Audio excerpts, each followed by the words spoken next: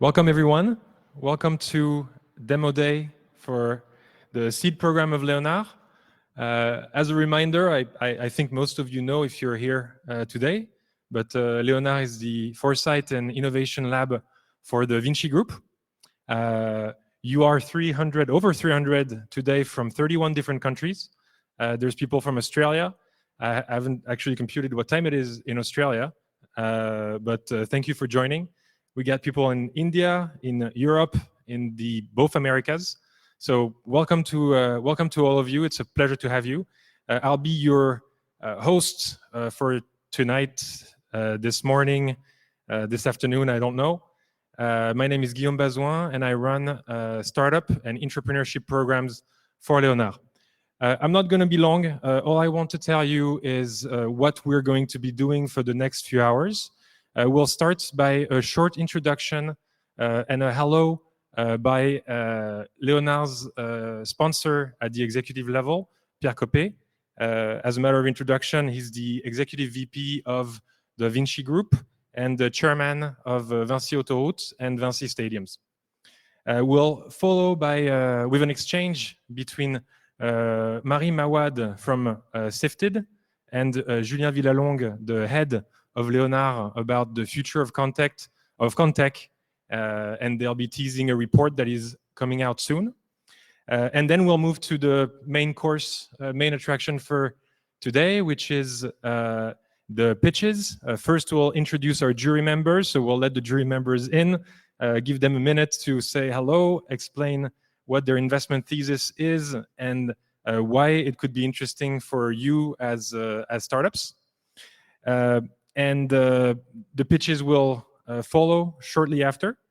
And everyone that is connected today will have an opportunity at the very end of this program to connect with the startups that are pitching today on the booth section of your screen. So you should see on the left side of your screen that you have a sessions section, which is where we'll spend most of our time. And by the end, you will have the opportunity to move to the booth section and talk directly with the different founders.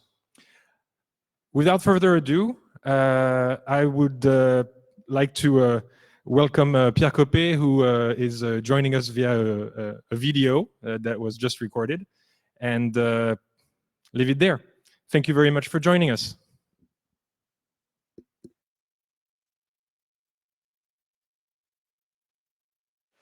Bonjour à tous, bienvenue chez Leonard. Je suis heureux de vous accueillir à l'occasion du Demo Day 2021. C'est un moment important pour cette des startups dont Leonard accompagne le développement depuis 6 mois.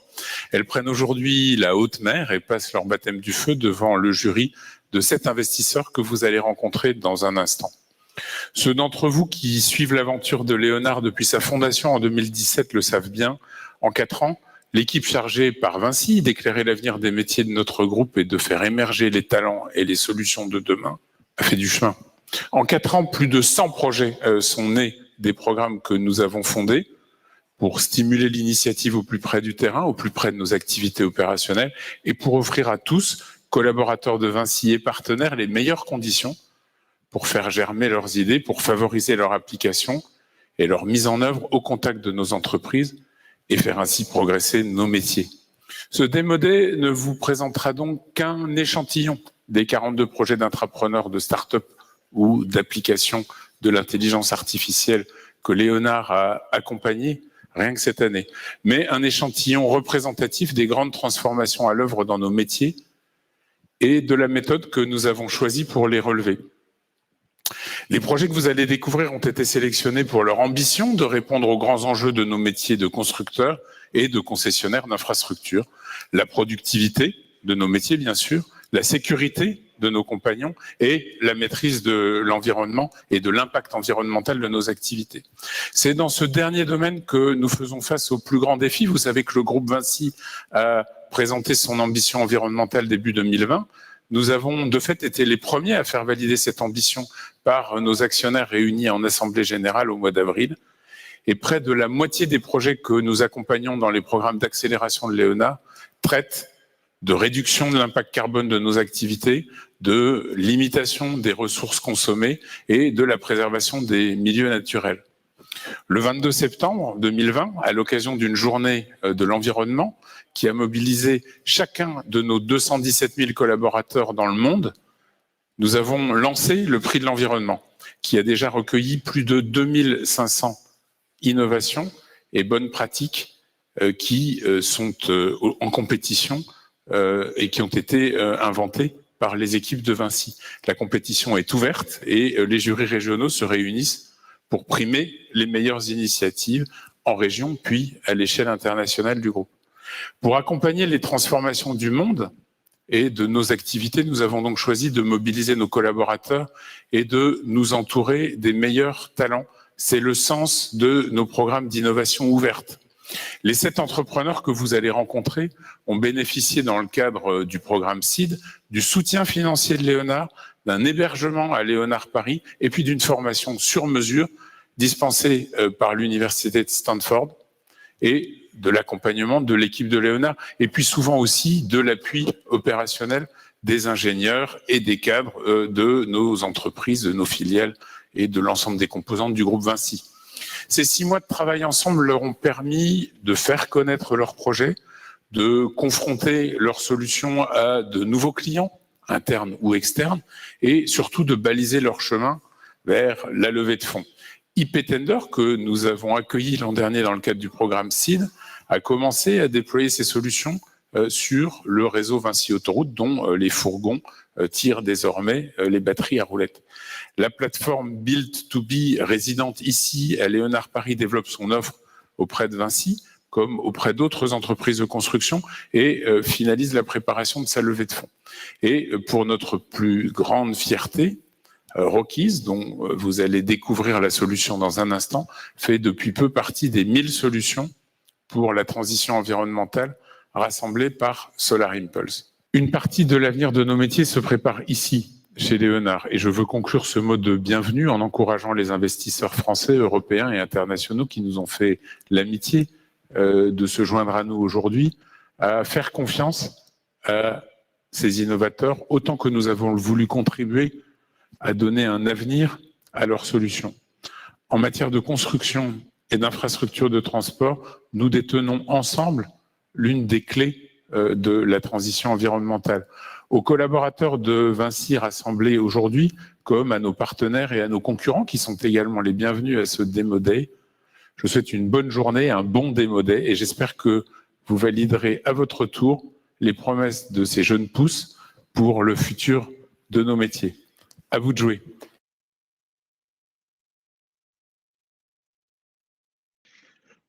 Bonjour à tous, good afternoon or good morning, depending on where you are around the world. We are live here in Paris. I'm Julien Villalongue. I'm the managing director of Leonard. I'm very happy to introduce this demo day with a discussion with Marie Mawad. Good afternoon, Marie. Can you hear us? I can hear you very well. Good afternoon, Julien. Thanks for having me. Good afternoon. Great. So before startups from Leonard's seed program pitch in front of this amazing jury, we want to give you an overview of the context study conducted by SafeTid, which is an FT-backed reference media on startups in Europe, a study sponsored by Leonard. Marie, you are one of the main authors of these studies about construction technology in Europe. Maybe for our audience, let's precise, construction technology is this technological field dedicated to the optimization of the different phases of the construction process. You studied the context sector at a European scale. We are very convinced here at Leonard of the strong potential of context in Europe. Is that an outcome of your study? And maybe you can share with us the general landscape of this construction technology in Europe.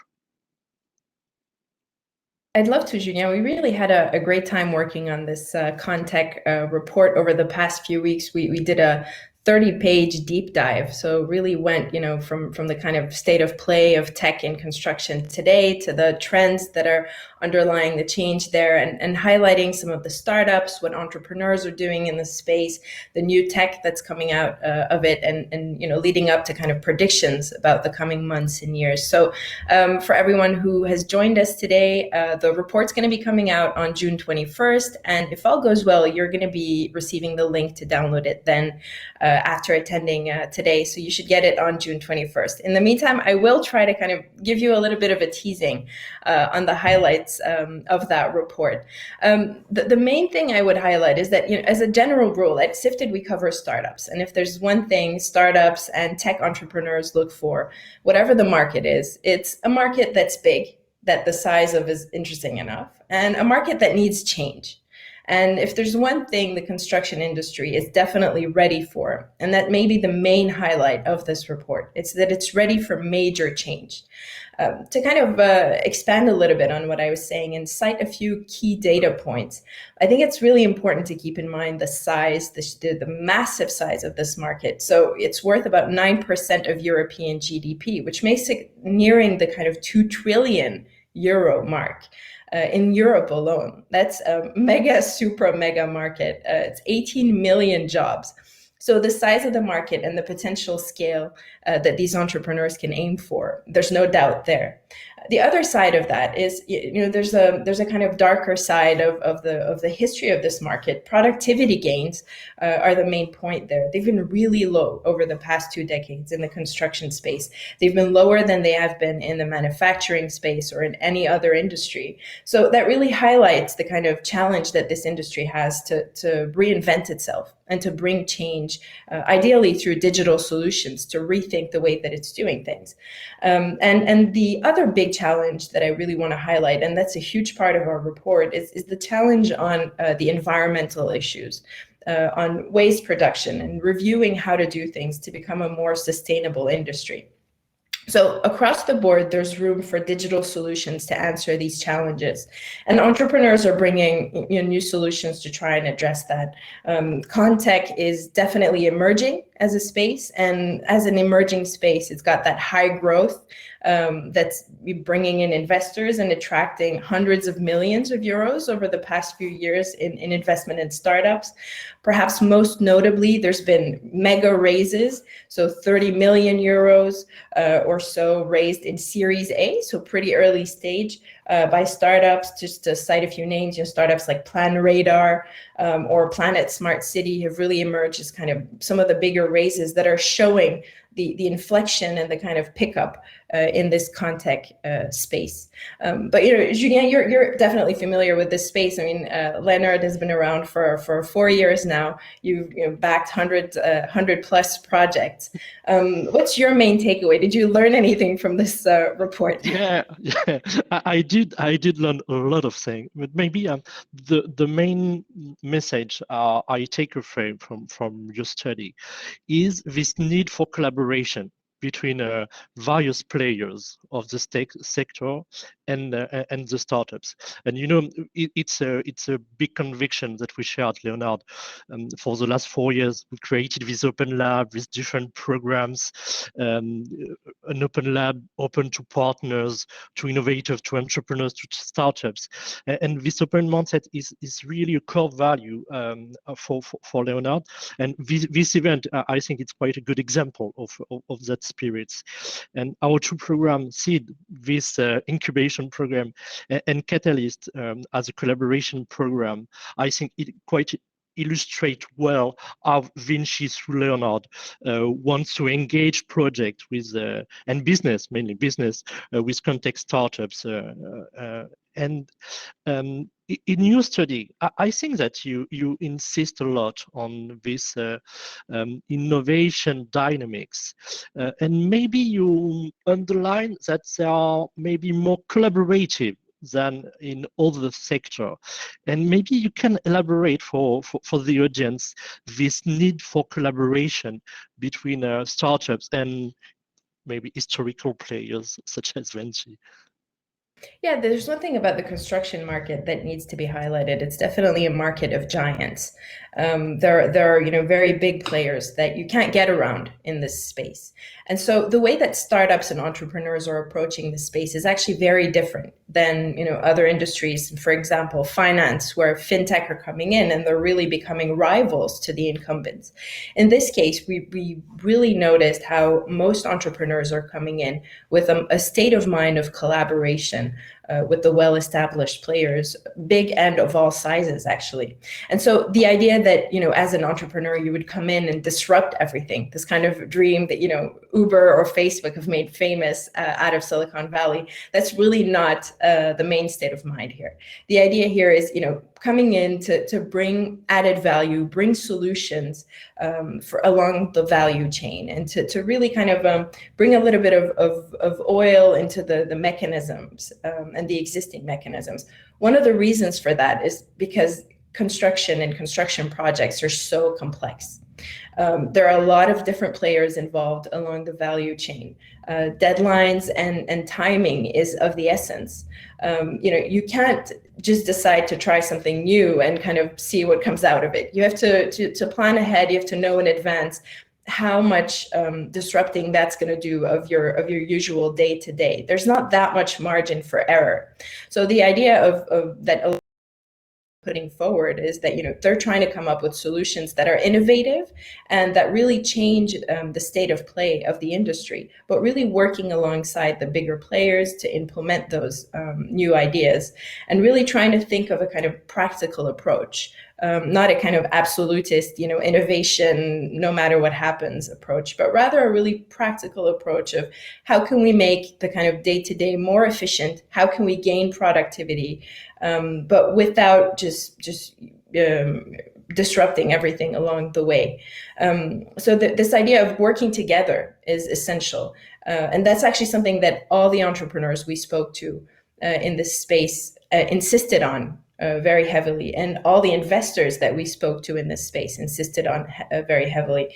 And so the role of accelerators and incubators and corporates more broadly in this space is really important. And so I think it would be interesting if you could share a little bit what VINCI is doing with regard to working with the ecosystem and why you think it's important to support Cleantech.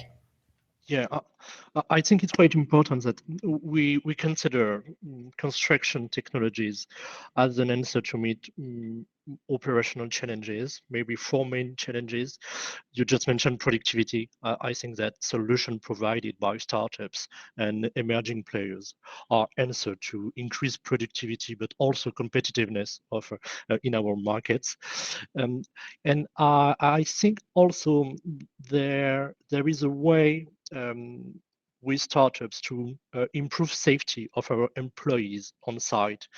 Safety, it's a main issue for all the business in our industry. So it's quite important to see how we can activate startups to address this issue. And finally, and maybe here is the most powerful driver. It's environmental challenges. As Pierre Coppey just mentioned in the video, the sector, and VINCI especially, is committed to an ambitious transition plan toward neutrality, carbon neutrality, but also to optimize resources, to preserve natural ecosystems. And I do believe that innovation is a relevant answer to the challenges that the world industry is facing. And a good example for that is maybe in our entrepreneur program. Most of the projects that we are supporting are related to environmental issues. Maybe if we go back to your study, to what extent do you consider this assessment about climate and environmental imperatives are a driver to the development of the construction technology sector? I mean, in Europe, for instance. It's really one of the main drivers, and it's one of the main things to watch out for as well in the coming years. We asked all the entrepreneurs and all the VCs we spoke to during this study what their main prediction was for the coming year, and environmental concerns came up on top as the theme that's really going to dominate the coming year in construction as well as in construction tech. So all the startups that are popping up to kind of bring answers to this question are getting a lot of attention from investors and getting a lot of attention from corporates as well. This can span from anything from rethinking materials to rethinking waste management, and of course one of the main drivers for that is actually regulation that's really evolving, becoming tougher. And so the need to address this issue is, on one hand, has to be done because of the regulatory environment that's really forcing companies to seize this issue. But beyond regulation, there's also this kind of consciousness that's rising in this industry, that things can't just keep going the way they have so far. So there's this consciousness that the consumer is now asking for more on the environmental side. Partners are asking for more, and the startups that are coming into this space and looking to work with the big corporates have this idea of doing, of purpose and of environmental purpose is one of the key drivers of what they're doing. So seizing this opportunity to do things differently on the front of environment and to make this industry more sustainable is a huge driver, and it's also a huge opportunity for this space.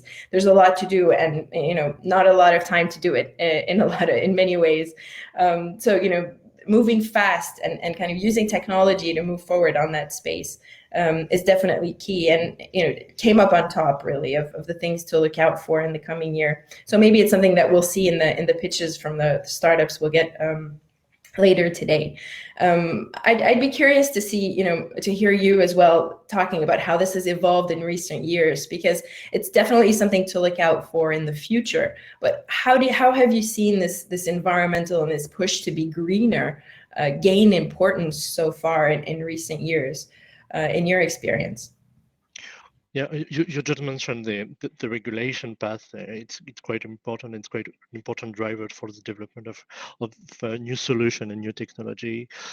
Corporate players wants also to have ambitious transition plan. And we are looking for solution to bring solution to our clients, and it's a big challenges, because we know how to do half or 1/3 of the path, but the other half it's an unknown landscape, and so we have to develop innovation and new solution. And if I look at maybe more the technological landscape, I think that there is a proliferation of new technology. It's about digitalization, automatization of worksite management. It's also application of artificial intelligence in pre-construction, in operation also. We have a great program about AI at Leonard. It's also, yes, this use of robots, drones for maybe specific tasks. And finally, it's important. There is also some development about prefabrication and 3D printing. But the objective of our joint study is maybe to map these different valuable tech fields. What have you spotted in your study about these tech fields in construction? A lot of kind of very high tech, very futuristic things actually coming up. So you mentioned a lot of these things that a few years ago would have seemed impossible in this space, ranging from AI to 3D printing. One of the startups we spoke to is 3D printing a bridge. So a few years ago that would have seemed completely insane, and to some today it may still, right? But we're this kind of futuristic seeming technology is making its way into this space. But there's also the kind of more down-to-earth spaces that are the lower hanging fruit, and that investors are also looking at very closely. And one of those is online marketplaces. So basically you bring in the marketplace model. Very simple. You just want to make people who have an offer meet people who have a demand, and you kind of map out a market that maybe isn't so easy to reach or so well known so far. And in the construction space, this has really emerged as a kind of easy to implement model. I was talking earlier about how, when you come in with a new technology, you don't want to disrupt the whole chain. Online marketplaces are a great example of that. They're easy to implement. They don't cost too much in terms of CapEx, and they don't make waves along the way for everyone else in the value chain. They just kind of fill the holes of what's missing. To make that market a little bit more fluid. So the online marketplaces are definitely one to look out for. And that's more than emerging. It's actually maturing quite fast in this space. Another one I would mention, and of course there's more, there's a lot we could talk about, but I'm mindful of time. Another one I would mention is project management software. As I said earlier, there's so many people involved in a typical construction project.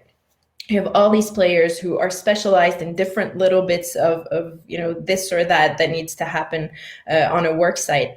People are coming in at different parts of the project, different timings of the project, and all of this needs to intertwine seamlessly. And one way to make that happen is definitely project management software that basically brings everyone to the same place to talk a common language, and that's definitely one to look out for. Thank you very much, Marie. I think that we are running out of time. You want maybe to share with us a final word about this study, about what you've learned during this study, maybe. So, Julien, I think the main thing to keep in mind is really this situation. So we were at that time where what used to be thought of as a kind of very niche, market of tech is now becoming much more important than that. And people are looking at construction tech, not only, within the range of experts of construction, but people beyond the construction space are starting to look at construction tech as something that's interesting. So that's really the trend that's worth highlighting here. And, we hope you read our report later this month to find out more.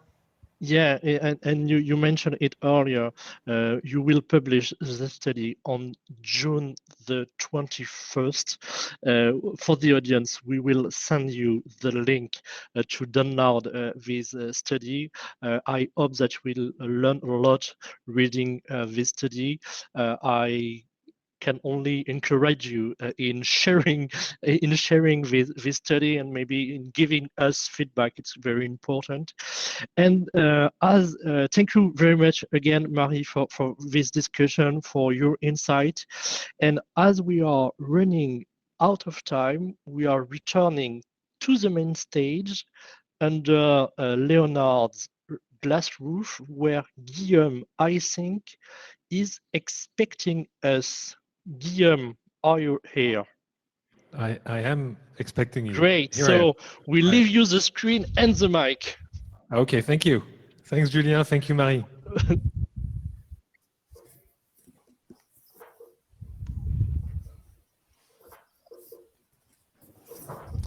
All right. Welcome to our jury member. For the, I don't know if it's the most exciting part. It's definitely the most exciting for me. I'm sorry, Julien. I'm sorry, Marie. I really like I really like the description, but this is the core of it. So the idea here is I'm going to ask you to introduce yourself and your fund in a minute or so. So just short investment thesis. But first of all, I'd like to welcome you officially. So welcome to Clémentine Cazenave from BPI. Welcome to Marine Glon from Supernova Invest. Welcome to Jeremy Brown from Foundamental. Mr. Ray Levitt from Blackhorn Venture. It's a pleasure to see you again. Wei Chang Ji from SOSV. Ben Blume from Atomico. Hi, Ben.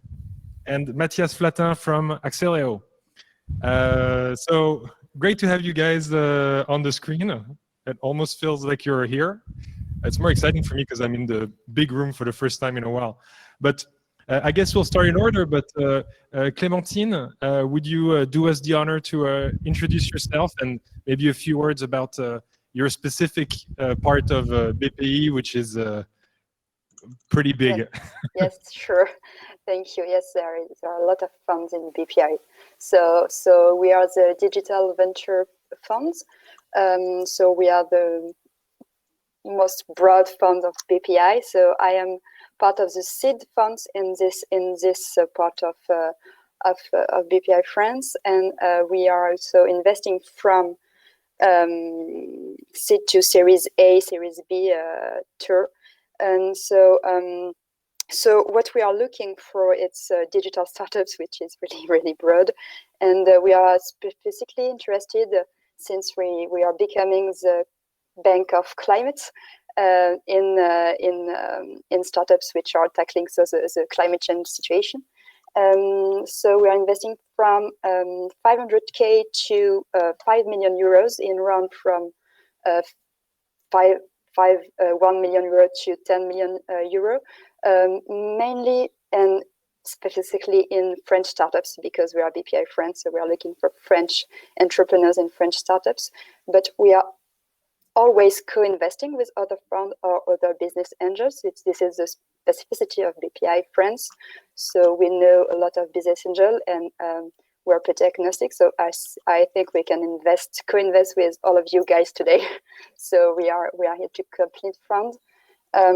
So for my part, I am in BPI France.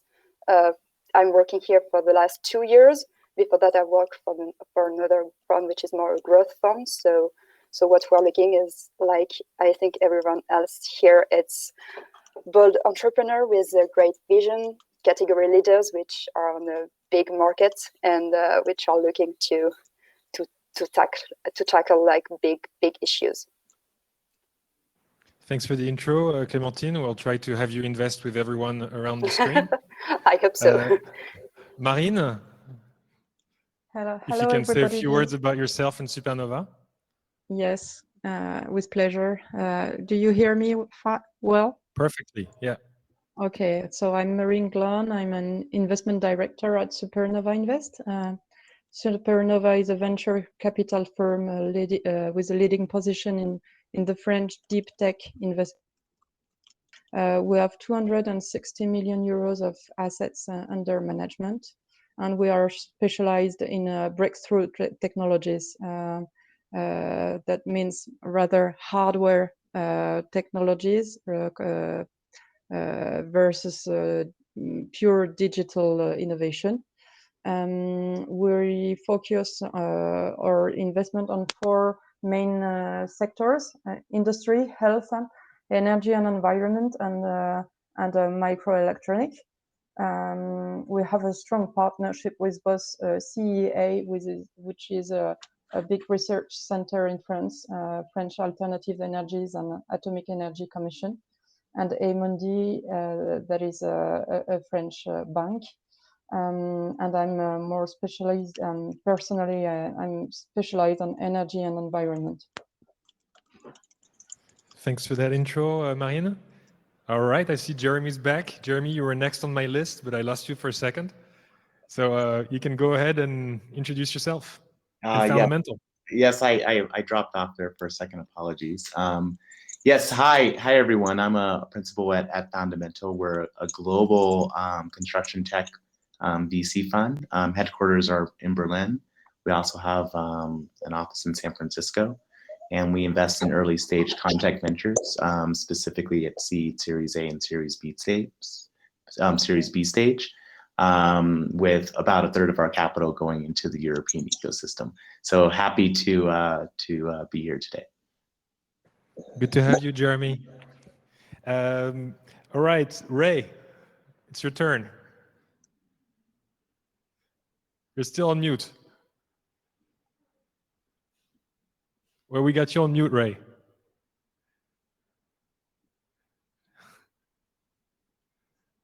Could get off All mute. right. I thought There I could you get go. off mute by holding the pause. I'm not on Zoom. So welcome, everybody, and thank you, Guillaume, for coordinating this jury. My name is Ray Levitt. I am the lead investment partner for construction tech, property tech investments at Blackhorn Ventures. We are a Colorado-based venture fund, although I'm based in the San Francisco Bay Area with another partner. We invest in 3 industry sectors, all of which are relevant to VINCI. The built environment, again, that's my main focus, but also energy and transportation logistics. We have co-invested with people like Foundamental in the past. We're happy to co-invest. We like to lead, but we also are happy to syndicate with other lead investors. And our thesis is we look for dramatic resource efficiency that's enabled by some kind of defensible technology or business model that leverages the emerging information technology. And for all of these 3 sectors, these are mobile workers in many cases who really needed smart mobile devices, phones and tablets. They needed internet connection everywhere. They needed cheap IoT sensor devices, cloud computing and storage. All those trends have come together in a way that has just unleashed innovation in those 3 sectors, and they often overlap in a number of ways. So we have 3 funds. We have a seed fund that does very early stage investing, even pre-seed, just a few $100,000. And then we have an A-round fund we call our Industrial Impact Fund. That's a $100 million vehicle that invests typically anywhere from 3 to 7 million. And then we have Blackhorn Select, our 3rd fund, which will do B-round investment of tens of millions. We are in the process of raising another fund because our first 2 funds are almost completely invested now. We were formed in 2017. And the new fund will be a bigger vehicle, probably 250 million US under management, investing with a carve out for seed funds, but mostly A and B round. And my own background is civil engineering undergraduate, some construction work experience, was an academic for many years, quite by accident as it turns out, and then retired from Stanford and joined Blackhorn when the seed fund was formed in 2017. Thanks for being with us, Ray. Wei Cheng, we haven't met. I'm really happy to welcome you to the virtual stage. It would be great if you could say a few words about yourself and SOSV. Yeah, sure. Hi, great to see everyone here. This is Wei Cheng. I'm with HAX and SOSV. So think of SOSV like the mothership fund. We are at our 4th fund, which is a $277 million US fund. And there are 4 accelerators under SOSV. Each operate independently and focus on a specific sector. I'm with HAX. So at HAX, we are a accelerator VC focusing on deep tech hardware with the majority of our investments in robotics, IoT, health tech, and consumer electronics. Since we are a accelerator VC, we go in at super early stages, pre-seed and seed mostly, and we do follow-ons in Series A's and B's potentially. We are based out of San Francisco and Shenzhen, China, and we also have office in Tokyo as well. And our investments are across the globe. So yeah, great to see everyone, and I look forward to the presentations. Thanks, Wei Cheng. Thanks for being with us. Ben, you're up. Hey, yeah, thank you very much for having me on the panel today. I'm Ben Blume. I'm a partner at an investment fund called Atomico. Atomico is a generalist VC fund based in Europe and focused on backing Europe's most ambitious entrepreneurs with kind of global visions for really kind of category defining and game changing companies. And we invest across B2B, B2C, deep and frontier tech from Series A and onwards. So, very, very generalist in our nature, and really have a passion though for companies with a few things. We're a big investor in kind of deep and transformative technologies of many kind of categories. And we also have a strong belief in an idea called, that we kind of talk about as profit and purpose. So companies that can be great and scalable businesses, but also have really positive impact on the world.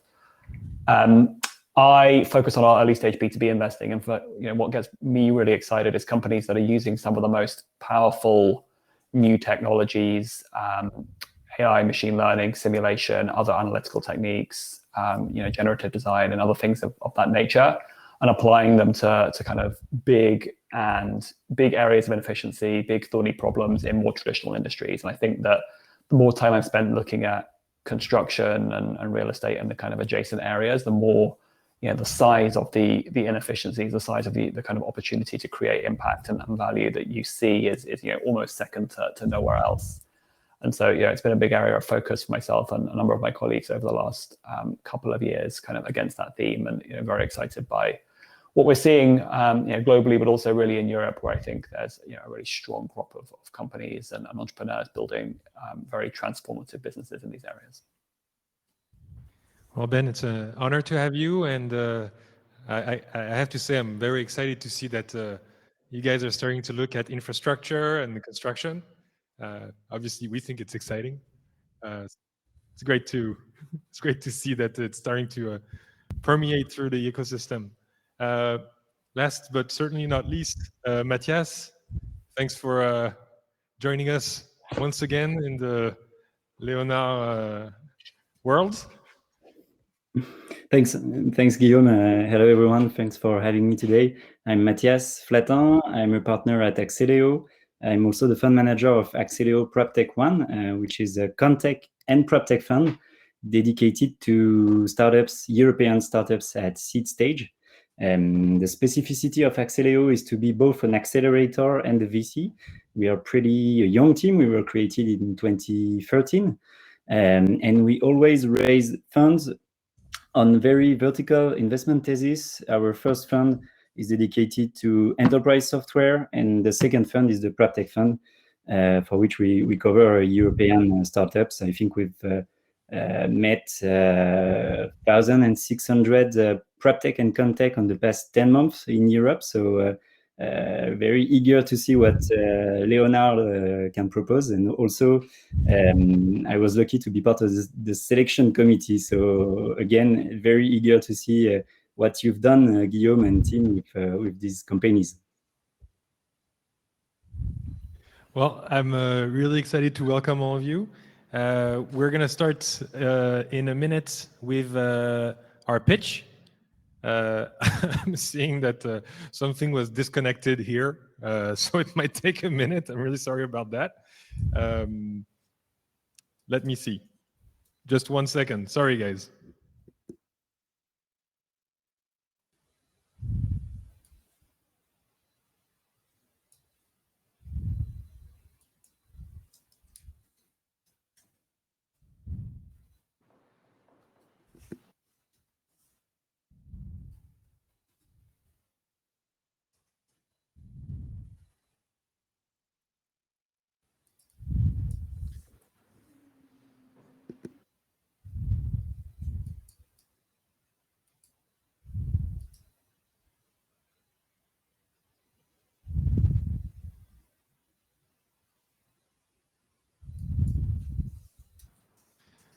By 2025, I think we'll run those mixed events perfectly. And I think now we're good. Okay, ça marche? Okay. I'd like to welcome to the stage our very first startup, Lokimo. You're seeing our first founder come up here. There you go. So we'll have 7 startups pitch right now. Each one will have 5 minutes to pitch. And you'll have 5 to 10 minutes of Q&A. So really the idea is that you're able to dig on some subjects as deep as you'd like. Yeah, so we have a little bit of time. That's my main points. Then again, at the very end, everyone that is watching this streaming live will be able to go talk to the startups in the booths that you see on the left side of your screen. So don't forget about that. And without further ado, I would like to welcome Martin with Lokimo. Please give a big round of applause to Martin for the actual stage here. Thank you. All right. Good luck. So hi, everyone. Today I want to tell you about how at Lokimo, we want to make territories better understood, and that by providing an on-demand data scientist for real estate professional. What do I mean by that? This is Terence. Terence is a real estate developer who needs to find a high potential area matching his criteria where to build and conduct a market analysis on it. To do that, he has to consult over dozens of unorganized data sources that are not always up to date and sometimes hard to find and analyze.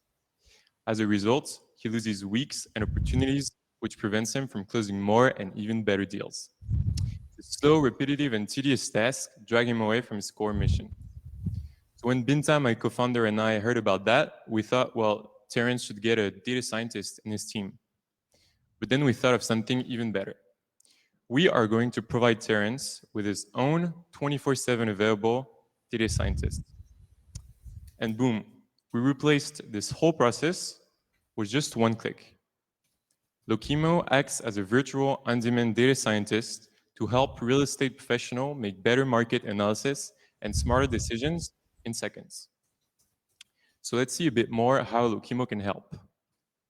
So first, Terence needs to find a zone where to build. He can cross hundreds of criteria with Lokimo price prediction evolution to get zones that have been flagged as high potential. Once he's done, he can consult hundreds of data that are constantly being aggregated, treated, and analyzed in the background. So for example, Lokimo computes information about demand and supply by constantly aggregating real estate ads. If he wants to go deeper, he can have a glimpse at how our AI thinks the zone is going to evolve, and more importantly, why it thinks that. Finally, he can export his own personalized PDF or PowerPoint report in a click. So as you can see, Lokimo is really helping Terence make the best of his skill. According to him, it could make him gain between 5 and 10% of his time. But Terence is not the only persona facing this market analysis problem. And this is why we are also targeting analysts, real estate developer, wealth manager, and investors for a target market in France of 105 million euros per year. So our current business model is a subscription per user. So we have a freemium plan, we have a pro plan, and we have a company plan providing custom treatment and tailor-made experience. So we launched the company a few months ago, but we already have over 1,600 freemium subscription. We have 12 pro plans, and we are happy to have three big companies using the product as part of their daily routine.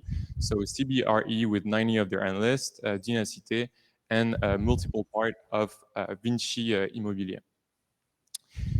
So unlike competition, we do not focus on specific goods, like for example, how much is a house going to sell for, but more on the macroeconomic aspect of the whole thing. So what kind of good are going to be in high demand and how much of a rise. We also really want to mimic this on-demand data scientist by providing as much degrees of freedom to the user as we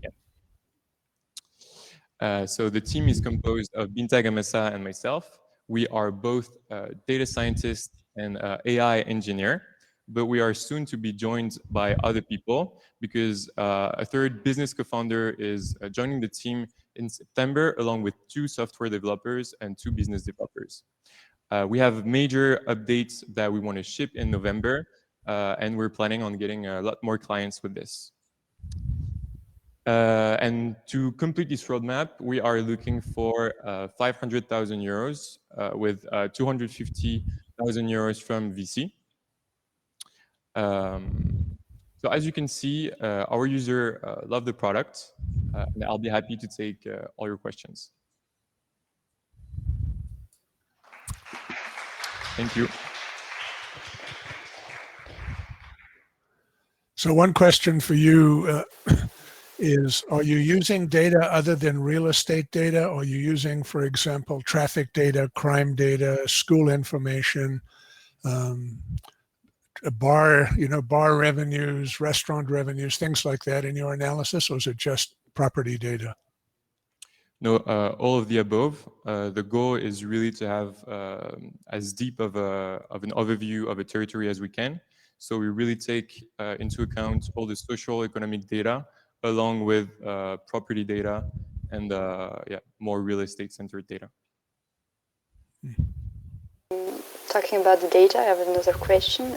Do you use for now only public database, or do you have proprietary ones? Yes, so we have both. There's data that we're getting from, for example, open data sources from the government or from a free license. But then there's a lot of data that we are trying to produce, and we're trying to produce more and more data. So for example, when I say that we're analyzing real estate ads, we're not directly taking the ads, for example, but we're scrolling a lot of different websites, trying to make our own data, compute our own things, our own indices that are proprietary, and yeah. How much investment have you had so far, and on what terms? So we only had the investment from VINCI with the BSA Air. Safe notes.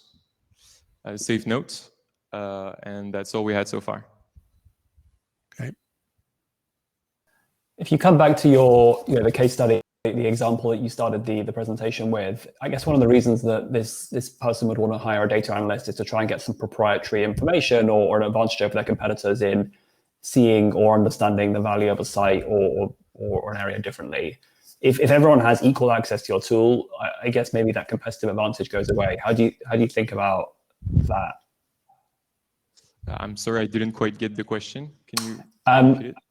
If I have my own analyst who's using access to data, it can give me some competitive advantage against another real estate fund or another developer because I can find something proprietary. Whereas if they all have access to your platform, then everyone gets the same access, and maybe I lose competitive value. So would you give exclusive access to your platform, or is that something that people have asked you about? Yeah, so for now, the platform, if you take the Pro plan, it's the same for everyone. So it's might be more of a gain of time. But then for the company one, we really provide tailor-made experience. So the goal is really to try to adapt as much as we can to your company. So for example, also taking into account your data. So yeah, so in this case, yeah, it won't be the same for everyone. But we still try to, and that's what I was saying also with the competition, we really try to give as much degrees of freedom to our user as we can, so that they can also, it's really for them to have like another player in their team. Like we really want to have, like, they have their own data scientist in the team, so they can kind of ask things that are really related to them. Yeah. You mentioned VINCI, CBRE, very huge companies. How do you handle upselling these customers? What's the strategy? How did we acquire them? How do you get them to buy more and more access users to the products? You don't sell an enterprise plan for the start from the beginning. So what's the strategy basically to increase the number of accounts at CBRE, for example? Yes. So the goal at first, so I'm still going to use this analogy of having someone else in your team.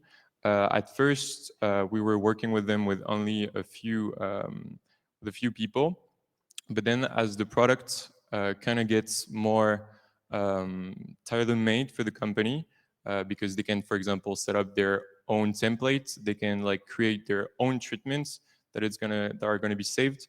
There's kind of like this almost organic effect that other people can very easily adapt their own use case with the same platform. So that's how it kind of started with a few people, and it kind of grew with other section. For example, at first it was only people doing a residential valuation, and then they saw that they could also make a template for student housing or for health properties and things like that, and they did, and so more people from these teams came in.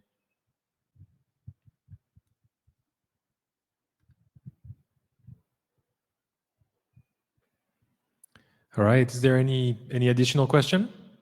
Otherwise, we'll move on to the next, but last chance for a question.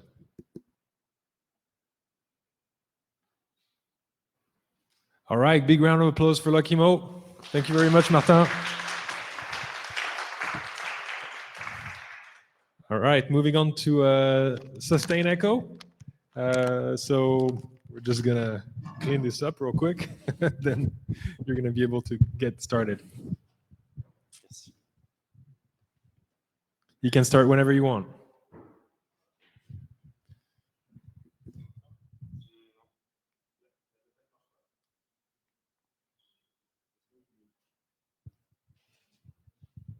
Hi, everyone.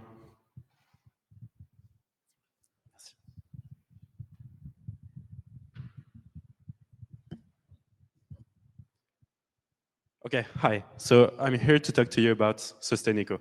SustainEcho is a SaaS platform which aims at making carbon assessment for construction easy through AI. Because there is one big problem on that sector. It's that it is not ready to efficiently tackle the carbon assessment of tens of thousands of projects. And why will there be that many projects to assess? It's because of two main reasons. The first one is the regulation. And actually, France is leading the way with the RE 2020. This is a regulation that will make mandatory for any new building construction to be carbon assessed using a life cycle assessment methodology. The EU is following the path, and the second reason is reporting. The biggest shareholders are putting more and more pressure on their portfolio to report better on their Scope 3 carbon emissions. We could also talk about the EU taxonomy. But what we see is that there is a big need, a global need for automating the link between operational data in construction and environmental data. And that's what we do. Because today it takes around 5 days to fully perform detailed regulatory lifecycle assessments. And at SustainEcho, we make it 3 hours. And that's how it works. First, we work directly from any kind of raw quantitative spreadsheets. It can be hundred of lines long, thousands of lines long, it doesn't matter. The program can process it either way. Then the user imports its data directly into our platform. It doesn't have to be structured, which means that anyone can import their output of their metering software directly into our platform. After that, our process is taking over. What you can see on the highlighted line is the material on the left, and on the right you have its quantity, then its unity, and on the right this is the machine learning algorithms which have proposed an environmental data directly from official databases. For the RE 2020, we have to use official environmental data from the Basiniès. And on the right, you have some information about that environmental data. It's typed, how it's ranked among the others. And on the right, you have the direct computation of the carbon emissions of that material. In that case, it's 22 tons of CO2 equivalent, which is emitted. And finally, you have your results. You know directly if your building is compliant with the regulation or not. And if it's not, where you have to improve your life cycle assessment to reach the threshold you want to achieve. And from there, it's also super easy to use, to export these results, to attach it to an answer to a call for tender, for instance. So we will commercialize our product in September, but we are already talking with big corporates and engineering offices. The big corporates are interested to use SustainEcho because they want to automate the reporting, their carbon reporting, and to automate the realization of their regulatory lifecycle assessments. We're quite advanced with VINCI, Bouygues Construction, and Eiffage. Regarding the engineering offices, they want to use SustainEcho to optimize their workflow. We are also quite advanced with Green Affaires, ARP Astrans, and Polyexpert Environments. We target our initial market in France, which is represented by the lifecycle assessment experts in big corporates and in engineering offices. We sell them our products at a price of 345 euros per user per month. We'll then target our addressable market in France, which is composed of DLC experts and the non-experts, the project owners, and the earthwork companies, to finally target our total market in Europe, which represents 1.8 billion euros. We want to achieve a 43 million annual recurring revenue at the end of 2025, which represents 13,000 paying subscribers. So for that, to start that growth, we will have to raise some money, but I will come to that a little later. So our competition is as follows. We have two types of competitors. The first ones are the ones I call the old softwares, such as Elodie and Pernou. They are fully manually used, and they target super expert people. The other ones are the new softwares, such as One-Click LCA, Viscab, eTool. They have much more intuitiveness into it. But unlike SustainEcho, they don't use AI to automate a lot of the work. So we are three co-founders. I'm Paul. I have a business background. Anatole is the tech guy. He's graduated from École des Ponts and was previously a machine learning scientist at Criteo. Antoine is graduated from Polytechnique and l'École des Ponts and was previously a data scientist at the European Central Bank. And I would just like to take 10 seconds to thank Isabelle Spiegel. She's our intern mentor at VINCI, and she helped us a lot to understand our market and how a big corporate like VINCI operates. So we are looking for 1.5 million rounds of funding in seed, which will be composed of 1 million euro in equity and 500k euros in debt with BPI France. We need that money to commercialize in France fast for the launch of the RE 2020 and to build the features we need to reach the other segments that we target. So I would like to conclude this presentation by reminding you one fact. It's that the building sector is responsible for around 40% of CO2 emissions worldwide. That's why we have to act now, and that's what we do. Thank you very much.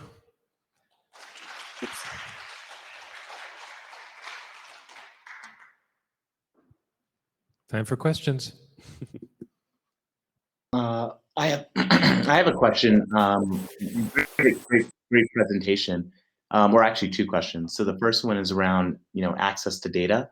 Where exactly are you getting the data?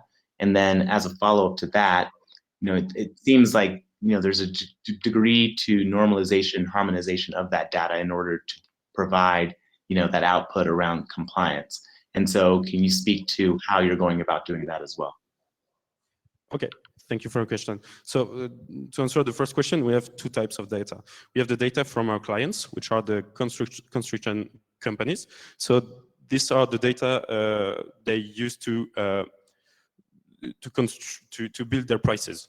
For instance, I need that many tons of concrete, that many tons of beam, and so on, and so on, and so on. That's the data from our clients.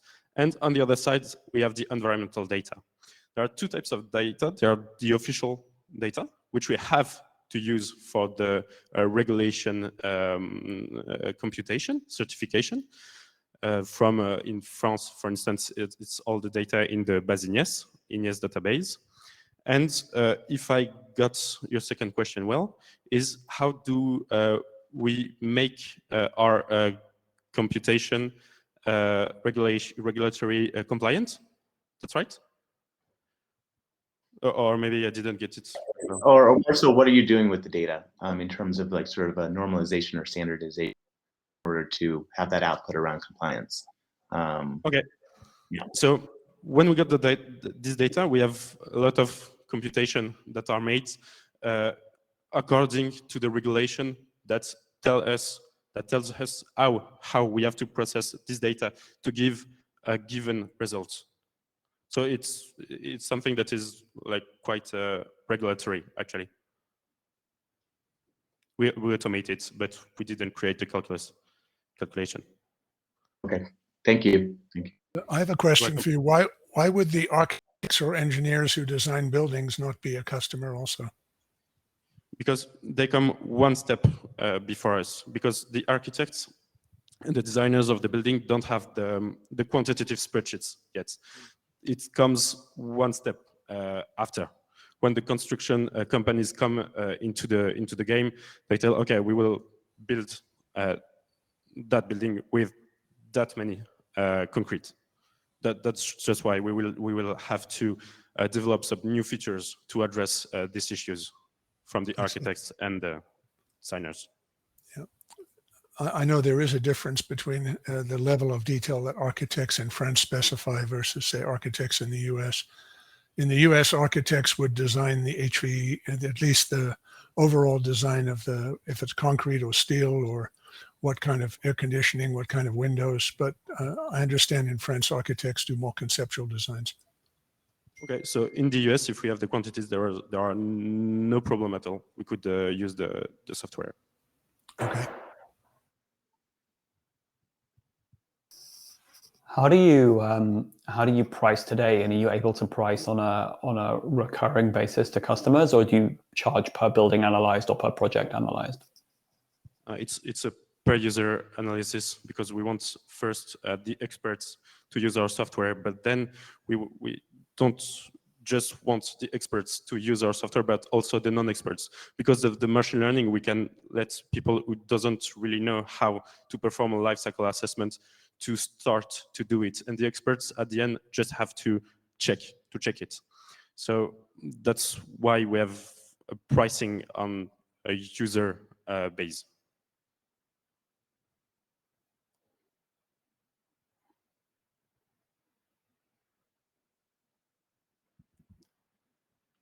No more questions? Do you make recommendations to lower the carbon impact of the building? Not yet. Yet we make recommendation on how to perform the LCA by choosing the right data to optimize the lifecycle results.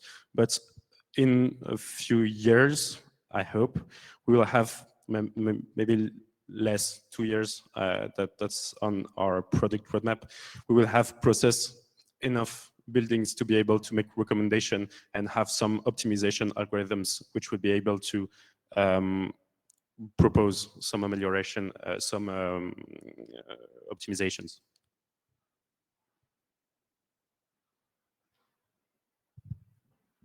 Thank you. All right, I don't see anyone jumping to the line, so thank you very much. We are now welcoming RockEase. Parents, don't forget to clean your stuff. That's one of the little things to do. So we have an American guest in France. Yep. There you go. You can hear it probably from the accent immediately. Happy to have you. And I'm leaving you the stage. So you're on for your pitch. Good luck. Thank you.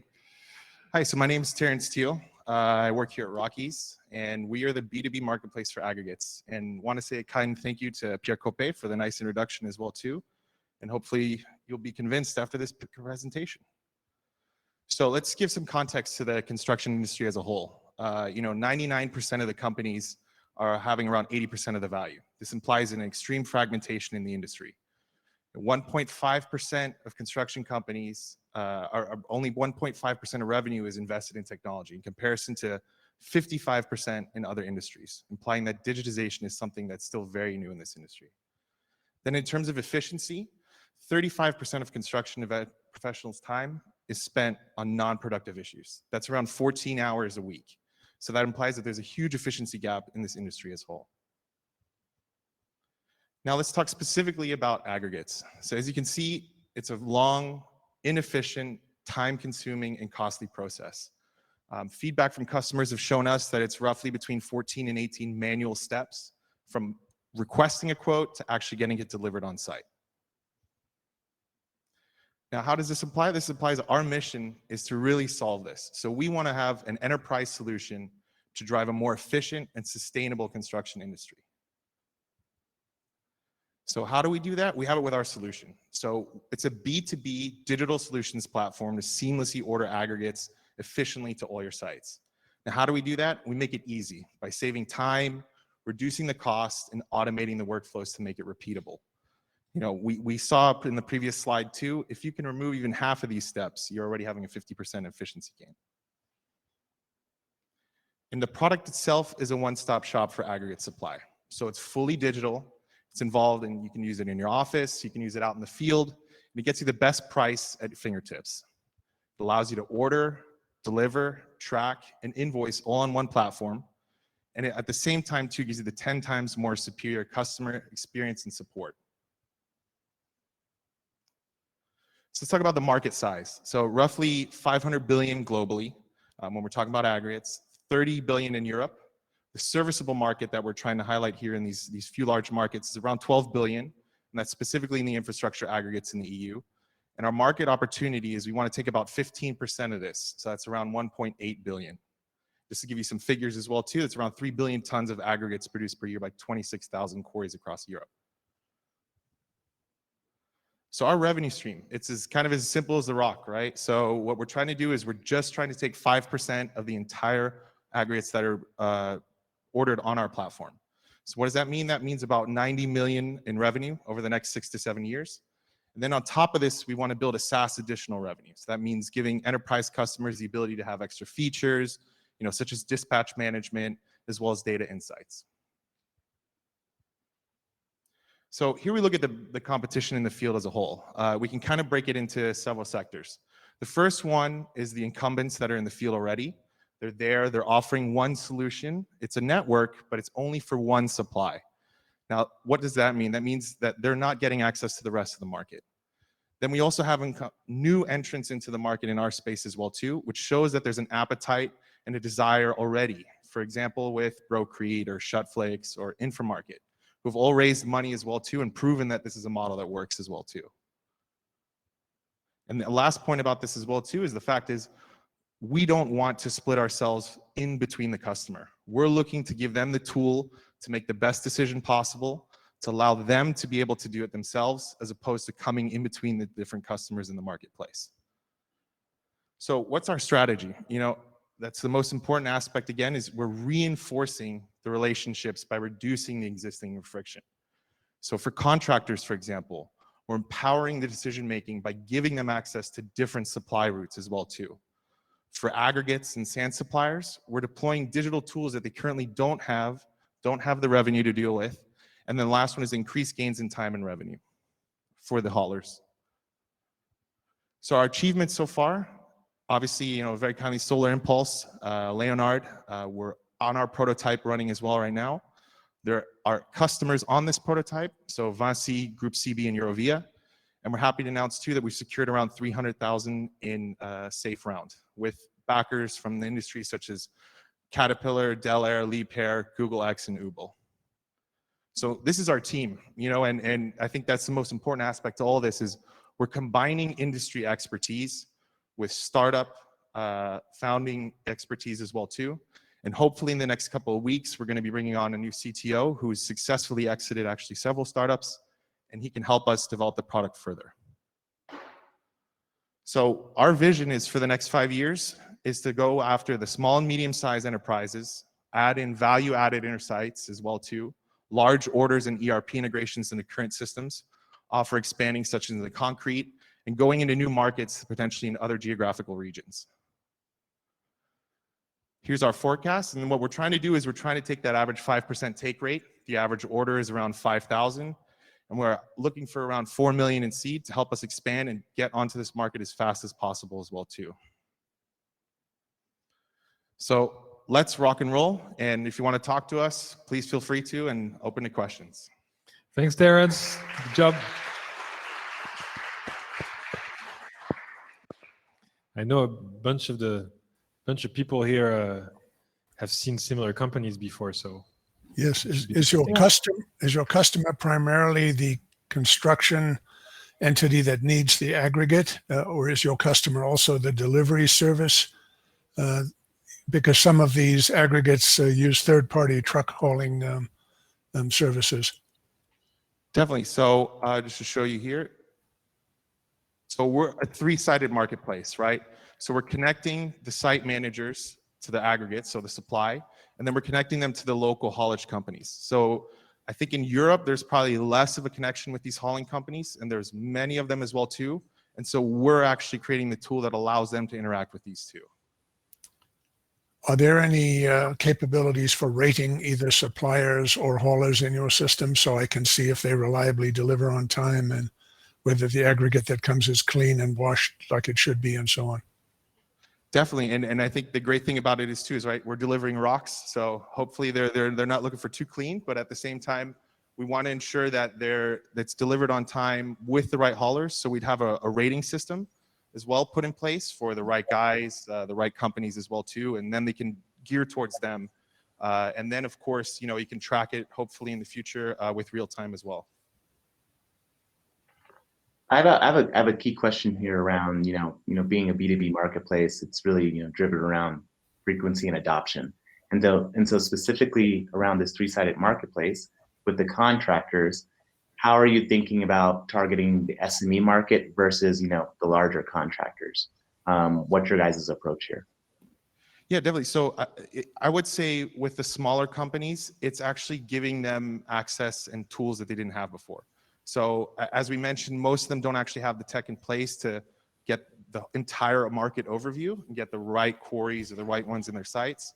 And then to go to them and offer them the ability to effectively have all their tools on one site. So they can start aggregating their invoices. They can start making their own data insights on the platform as well too. So larger enterprises probably have some of these things in place, but it's still very fragmented. And the smaller ones, we would then give them the tool to do that. And is the transaction happening through your platform, or does the contractor buy directly from the supplier and pay the hauler separately?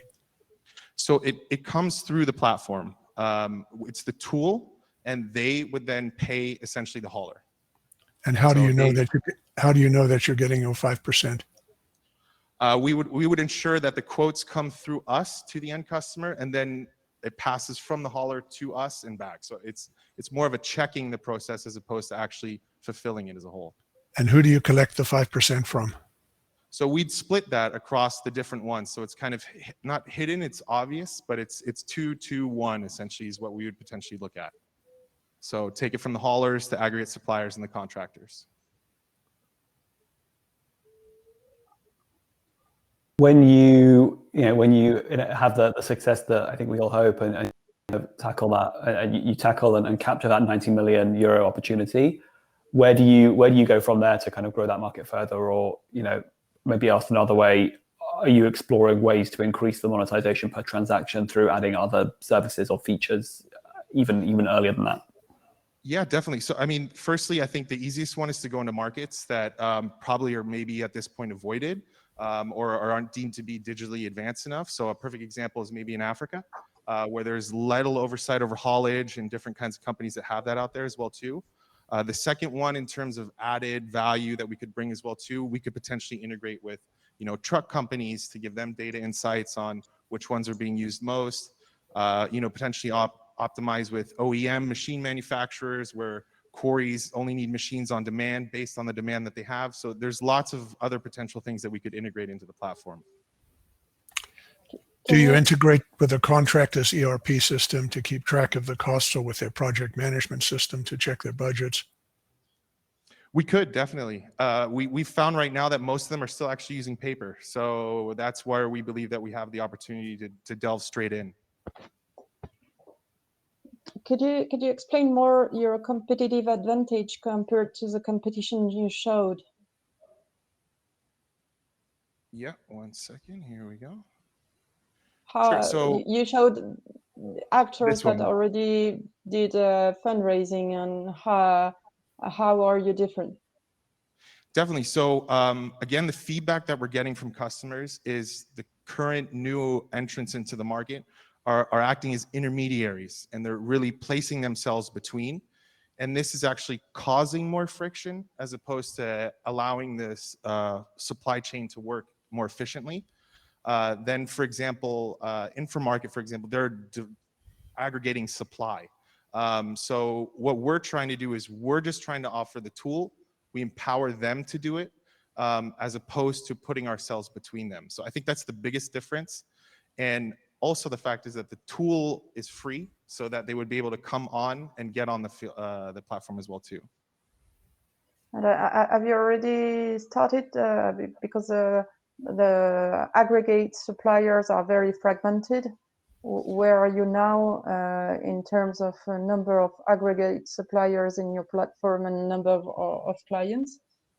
Yeah, definitely. That's a great question. So right now we've launched the prototype. We're working with several customers like Group CB, VINCI, and Eurovia. So we're testing it with them. In the near future, we hope that at the end of the year that the full product would be out. But right now it's mostly just learning from them. So we've anywhere between 5,000 and 10,000 tons we've delivered already. And that's kind of just off of an initial prototype that's rolling. So we see that the demand is there already.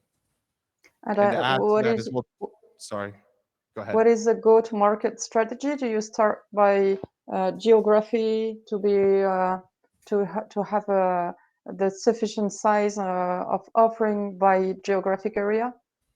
Yeah, so our main way that we would probably go in here, let me find the slide real quick. So the way that we would do it is effectively the contractors, we're offering them the supply. So we're giving them access to the other current quarries on the field that they don't have access to.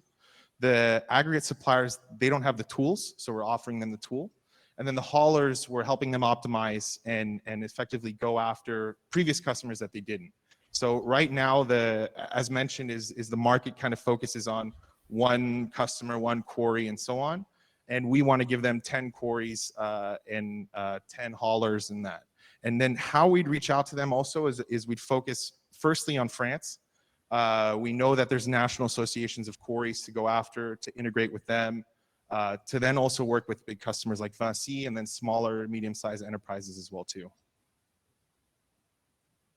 A follow-up on the go-to-market. So I guess long-term, do you see RockEase mainly focusing on aggregates? So, starting in France and moving into maybe other markets within Europe, or do you see expansion in the future as well to increase that market size? Definitely, that's a great question. So I think in the beginning, we'll focus on our market and our aggregate, specialize in that. But I can definitely see us moving into, a very complementary market like concrete or other, aggregates as well too. So I would say that's definitely one option, but we would have to see which one would make more sense early on, either by expanding geography first or integrating further aggregates into the platform.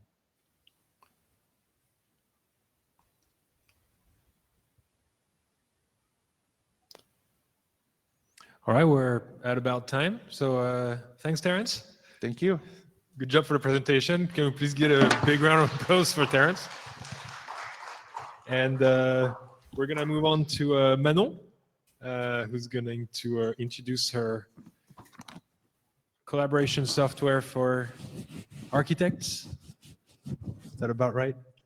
All right, good. Forward to it. Good luck, Manon. Thank you. Hey everyone, my name is Manon, and we are very happy today to present you Roomies, a solution for architects. Many people tend to see the architect as an artist or a visionary, even sometimes as a genius. The truth is that I'm an architectural designer for 8 years between France, Spain, and the United States, and this is what happened.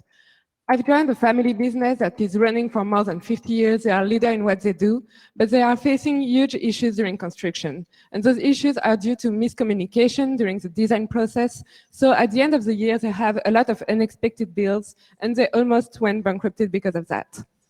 I then joined a large architectural firm in San Francisco. We were working on a great project for already 6 months, and suddenly it was a lot of delays in coordination, external consultants that came in, and so we had to do a lot of design changes. The estimated budget went from 30 million to 60 million. It doubled. Those are not exceptions. It's actually a pattern in the industry that even the best architects haven't figured out. This is Jean Nouvel, one of the most recognized architects in the world, and he has been bankrupted 3 times. The reason being that project management today is very spread out between teams and tools, and there is no connection between those tools, what makes it pretty much impossible for the managers to keep an overview of what's going on and prevent from risk. We do believe this is a moment to put a solution into the market for the SMB architectural firm, and we also do believe this is the right moment. Let's look at what happened in the CRM industry. In somehow, companies realized that it was a need for customer relationship. SAP, Oracle arrived in the market. They were great, they were very innovative, but dedicated to large enterprise. So most of the market was using other tools. Someone saw that as an opportunity, and Salesforce was founded.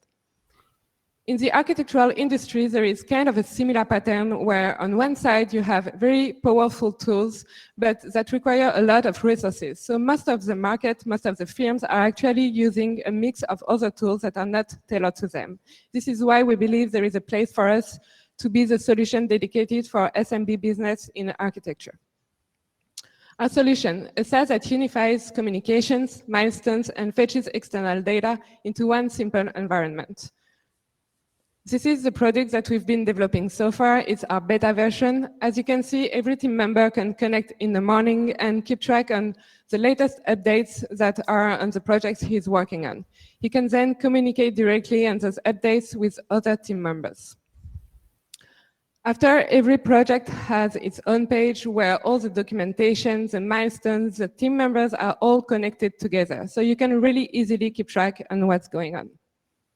With this beta version, we've been able to reach out to 650 architects. We've got interviews with 100 and 50% turned into beta testers. We've got a lot of feedback, and thanks to this feedback, it allowed us to draw a very clear roadmap on the product development, and so this is how it's going to look tomorrow. We're going to integrate budget and milestone information. We're going to integrate external solution of accounting and HR. And also, we are planning to fetch data coming from design software, such as Revit. So the project manager that is not working on the design software can always keep track on the program data, program metrics that are going on into his project. We are addressing this solution as a SaaS business model, a monthly subscription, and we are addressing the product to France and US, what represents a total market of 800 million euros. But architects aren't the only one carrying design risk. Let me explain to you why. Until today, most of the construction projects were done into two very distinct contracts, one between the owner and the design team, and one between the owner and the builder and contractors, where in this configuration, 100% of the design responsibility was carried by the architect. Right now, there is two other ways to do, and that are growing very fast. One is a progressive design build, where part of the design is carried by the design team and the rest by the contractor.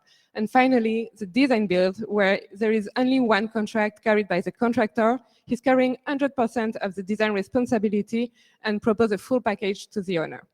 By transferring this responsibility from the architect to the contractor, we are actually proposing a solution that can be proposed to a larger market than just only architects.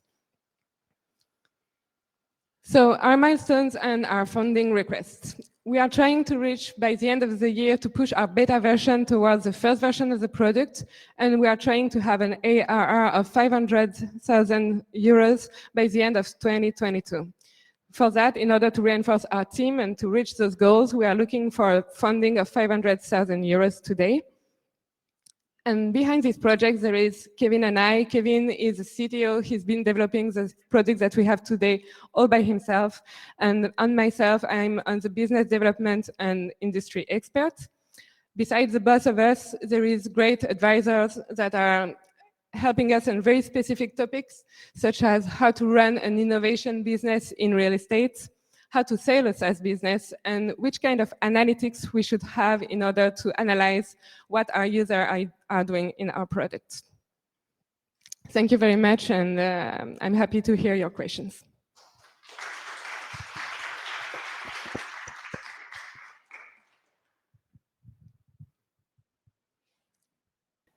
First question, perhaps. Architects are really a fragmented market. How do you target these artists in terms of marketing, sales?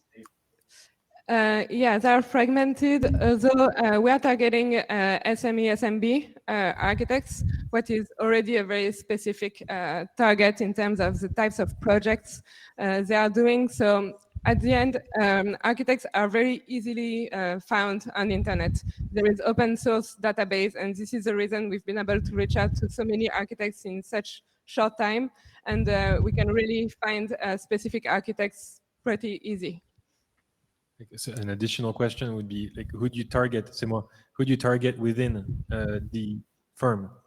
Oh, yeah, sorry. Yeah, so our target is a manager, the one that is having, I mean, the proposition value is really made for the manager because today he doesn't have the data. But the one, in order for the manager to really use the product, he needs the designers and the consultants, external consultants, to put data into the platform so that he can really analyze his project. So the paid client is the manager and the main user is the designer. So most small architectural studios basically pay out everything they get in salaries. So do they really have a budget for this? You know, they'll try it for freemium very easily. But if you ask them to pay for it, are they able to and are they willing to? And how much? Right. So today, the average what they pay is 29 euros per person. And so we are now on a subscription model that is about 70 for up to 5 members and then 29 for additional members. And we propose a freemium for one project. So if they really feel the value, they might go towards this model. But right now, so the architects that are interested in our solution are actually looking at other solutions that are aligned with our pricing model. Okay.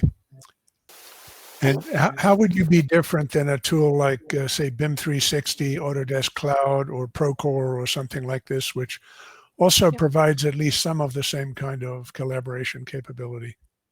Yeah, that's a very good question. So those competitors are storing information in one place that is collaborative. And the difference with us is that we really fetch the data from different solutions with our own data to have a really dashboard made for project managers. And like Procore, they are using really very deep, they are forcing clients in using certain software in order to fetch the data. And so we are making the transition in integrating solutions that are already used today and others that are ready made for the architecture. And so do you know how many solutions are used now by the architectural studios? Like, to how many solutions do you need to be compatible to map all the market? Yeah, so today, most of the architectural firms that we've been speaking with are using 5 different tools to manage their projects. So we have tools that are very specific to the industry, such as BIM 360 and Revit, but this is mostly to store documentation. But all the other tools are more about like Excel, Slack, Trello, that are very used into the industry, and I was myself very surprised by that. So those are the 2 types of competitors. We do have a lot of solutions that are focused on one specific topics, such as, for example, I have UTI or Agera that is used in the US that is more on the accounting and HR. And actually, we're having discussion with them to be partner and not competitors. So we'd like to integrate those solutions into ours. When you're reaching out to the databases of architects that you can find online, what are the marketing messages you're using, or as you've iterated those, which marketing messages work most effectively? Yeah, so we are still working on it, to be totally transparent. But today what worked very best, it was an email campaign. We've been trying to reach them through LinkedIn and LinkedIn mostly, and email was very successful for us. They paid attention. Within those emails, is there some message specifically that really makes them go, this is something we need now? Yeah, let me remember what was the subject of the email, but it was really straight to the point, like manage better your projects in architecture. That was the subject. Yeah, it was not an introduction through a project that we saw an article on, for example. It was really directly, they could see the presentation of our product in the email, and they clicked only if they had this problem. But yeah. So you're targeting like SMBs and maybe smaller architect studios. So what is the medium size and how many people are in these studios? Like if you have to say on average. Yeah, so it's very different if we are speaking about the French market or the US market, but in France, it's an average of 5 architects, and those are already medium because it's about 70% that is 1 to 2% into the company. So we are reaching those in France, those that are interested and that we've been speaking with are an average of 5 people, and they are in a very specific situation where they are growing and they are looking to put process in place into their company.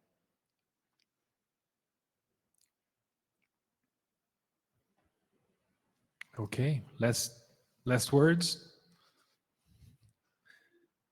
No? Thank you very much, Manon. Thank you very much. Thanks for the questions. Okay, we're moving to the second phase of our demo day. You can come in, Jake. The remaining startups are hardware focused.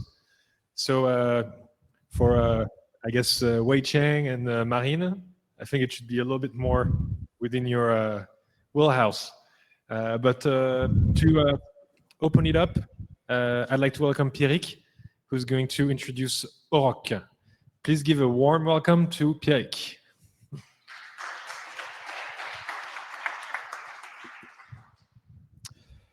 Hello, everybody. I am Pierre, the CEO of Orok, and I will present you our project to bring automation to the other side of the airport. The airport tarmac is a dangerous environment for people where they perform repetitive tasks with low added value.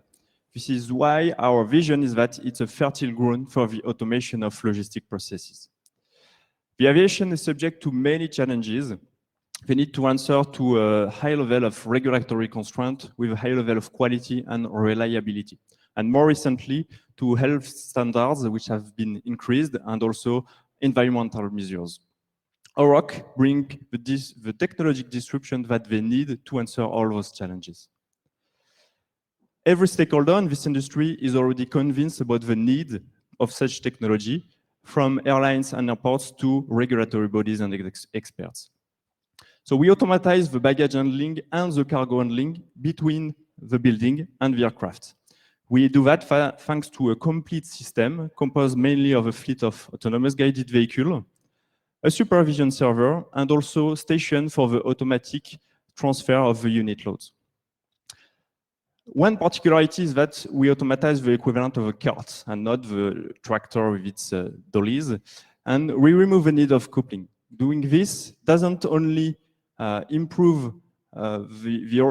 does not only reduce the operational cost and reduce the number of accidents, it also improves the logistic flows, because as soon as the cart is loaded, it can go, and you don't need to wait for the whole train to be loaded. It brings also a better maneuverability and a reduction of the space you need on the ground. Until now, we were able to sign 2 contracts for proof of concept, and we will start our first trials in an airport this summer.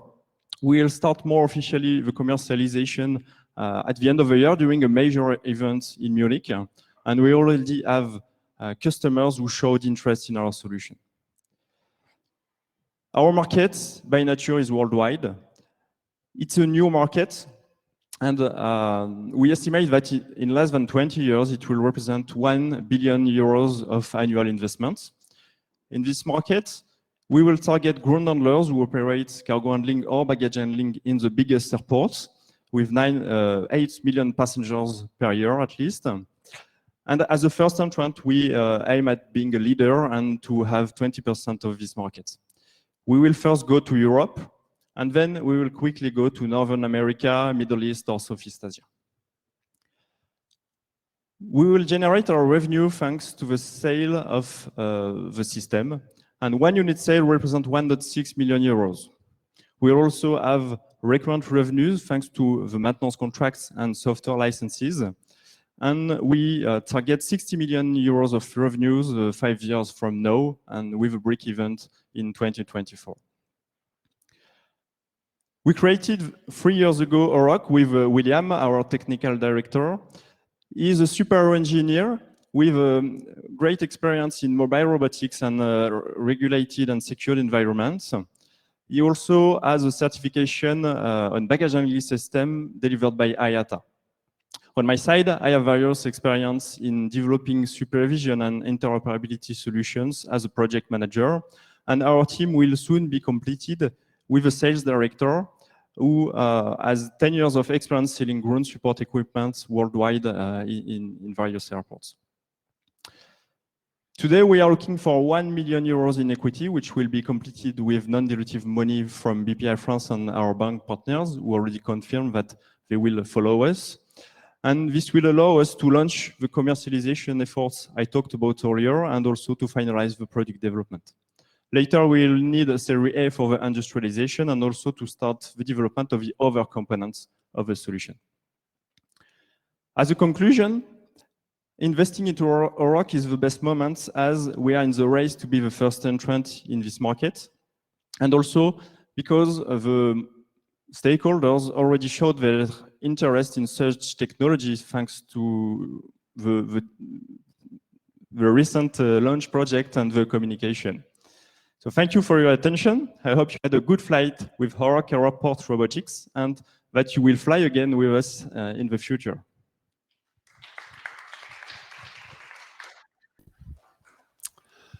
So it's my understanding that to move around an airport with these kinds of vehicles, whether they're operated by humans or robots, there's ground control at the airport from the control tower that makes sure that they don't get in the path of planes landing or taking off, or other vehicles driving around, buses moving passengers from airplanes and so on.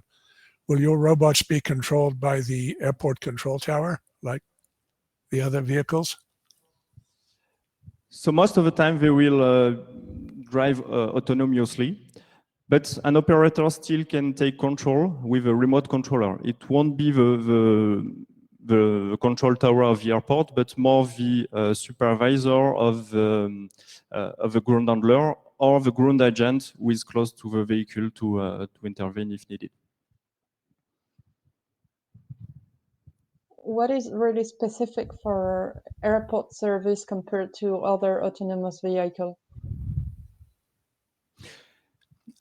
If we compare to autonomous car, it's a little bit easier because we are in a closed environment with people who are trained, who are professionals, and where situations are more easier to manage.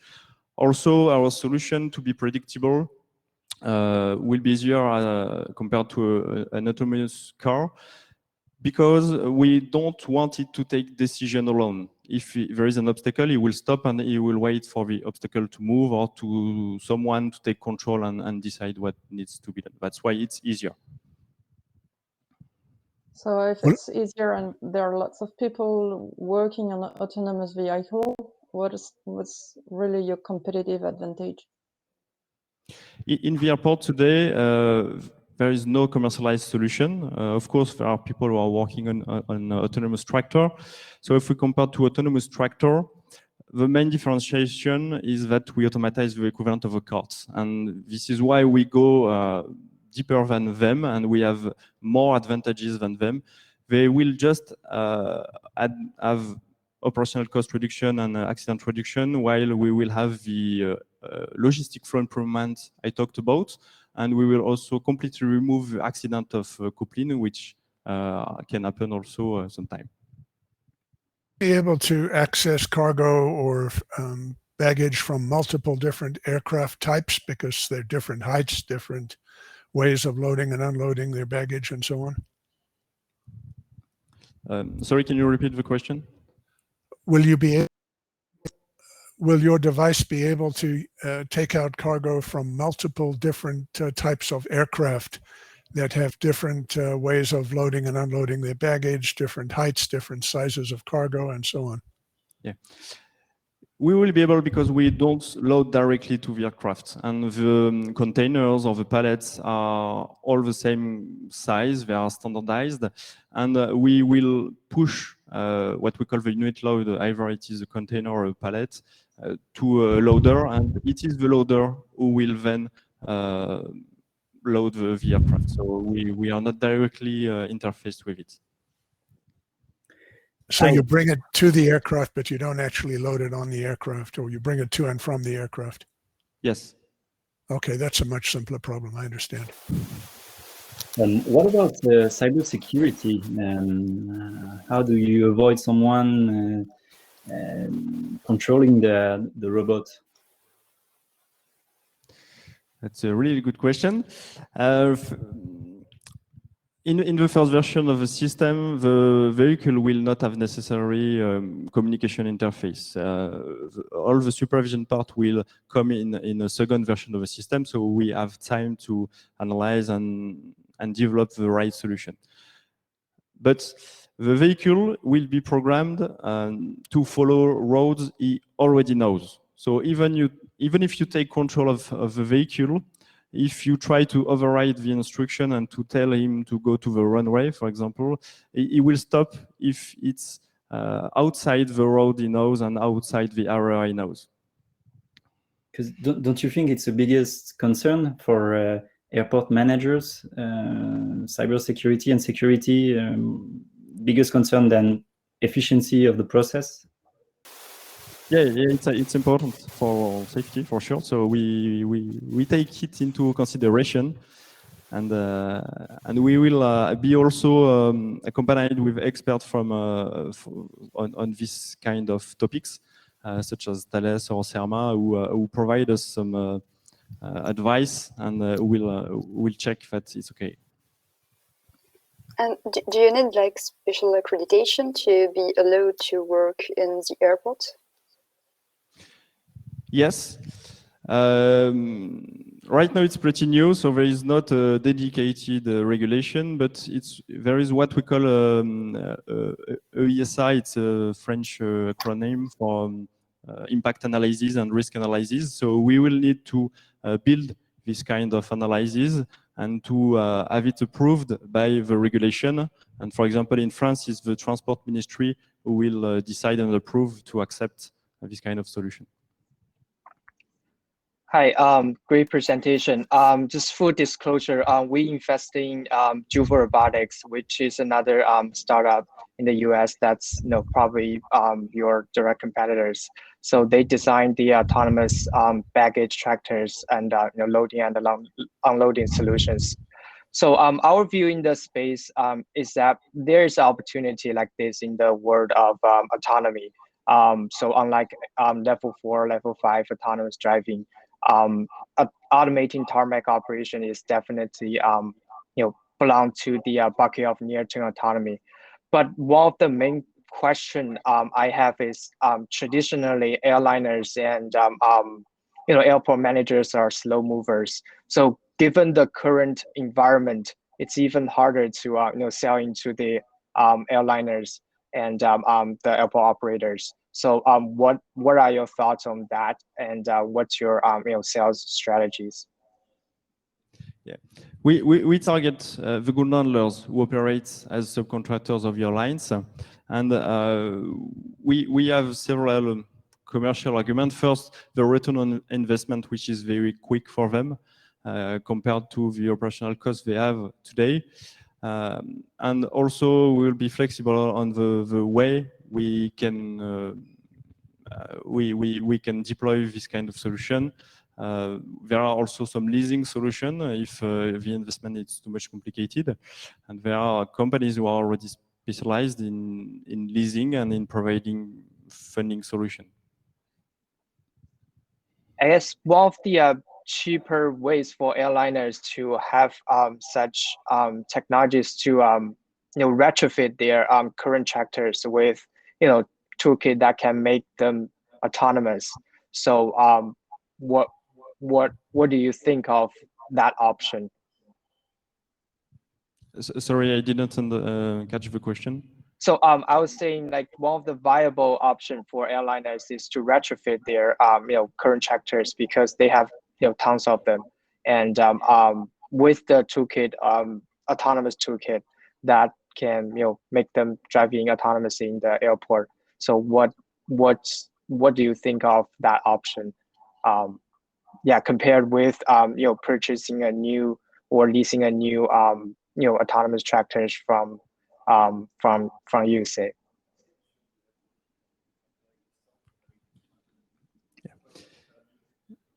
Yeah, it's not better because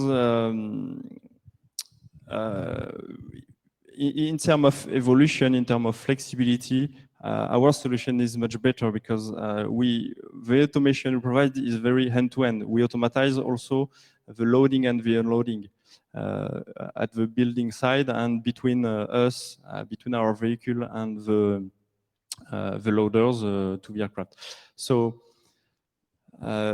first, we have a logistic flow improvement, and secondly, our solution is already built to be able to have end-to-end automation, while the retrofit of the tractors will only allow the transportation between a point A to a point B.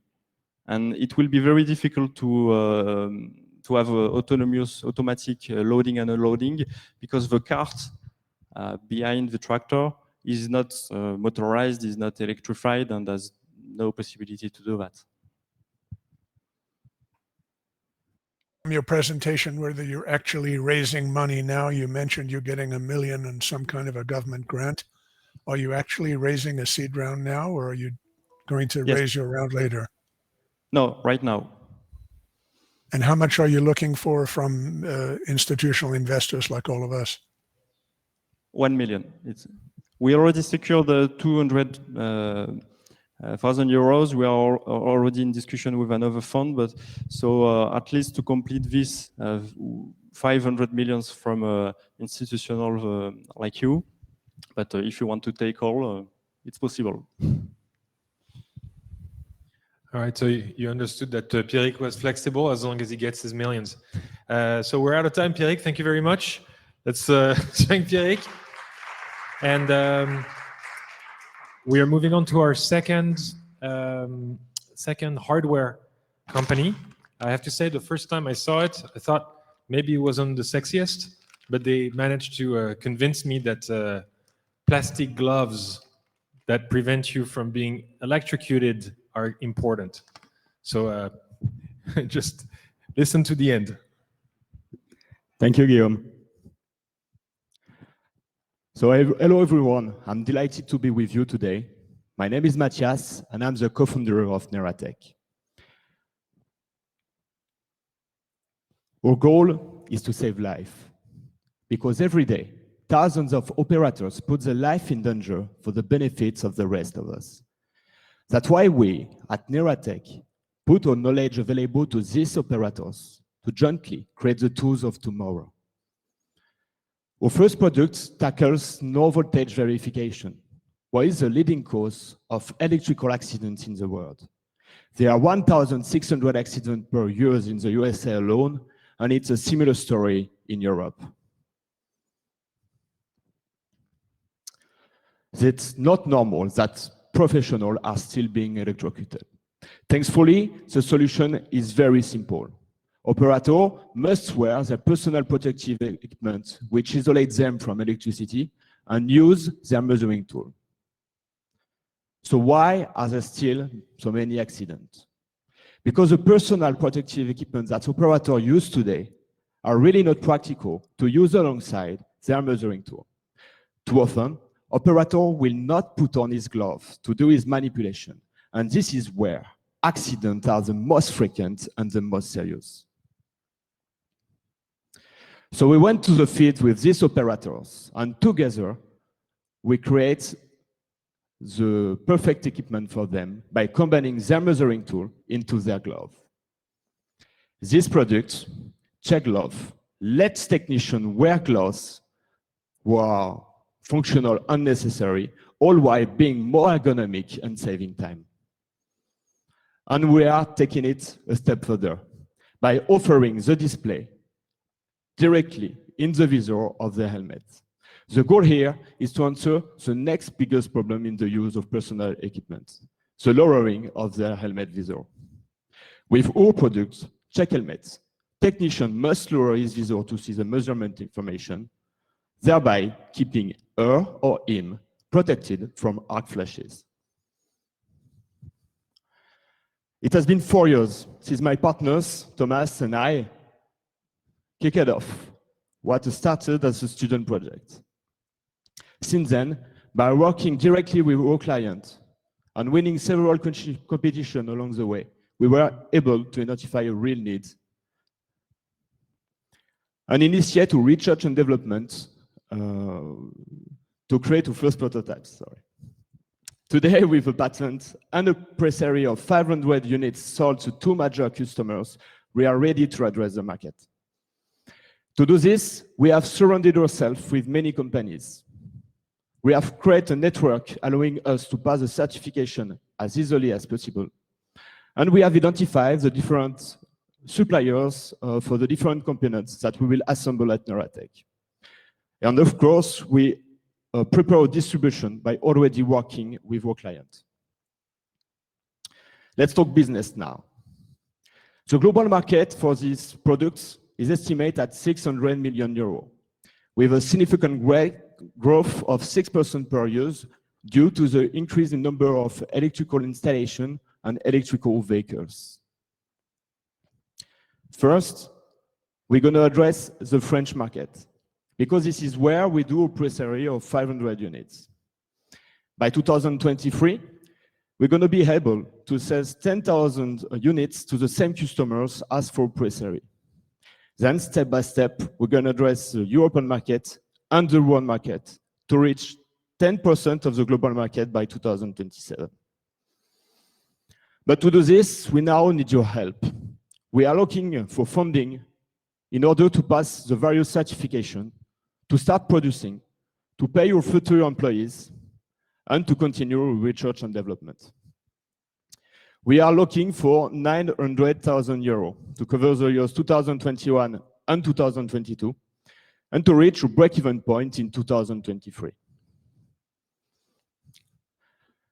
Our goal is to create a line of products to protect all types of technicians. Check Helmet and Check Golf are the first in range of products to ensure that all operators can return home safely. I'm really happy to talk to you and welcome you into the Neoratech journey.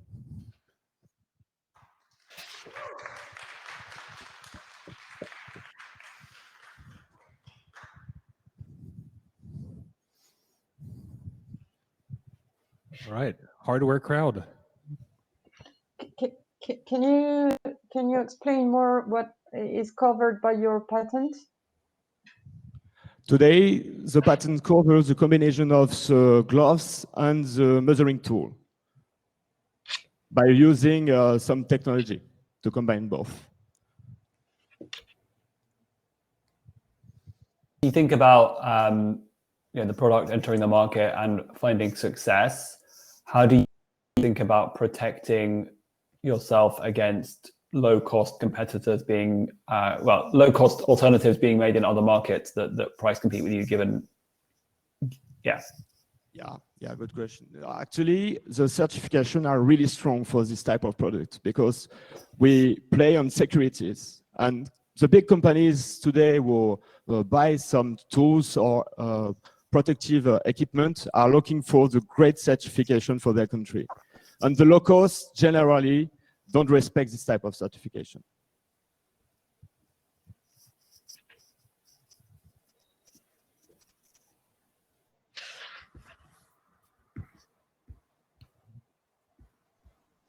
Hey, very cool product, and I can see the value prop there.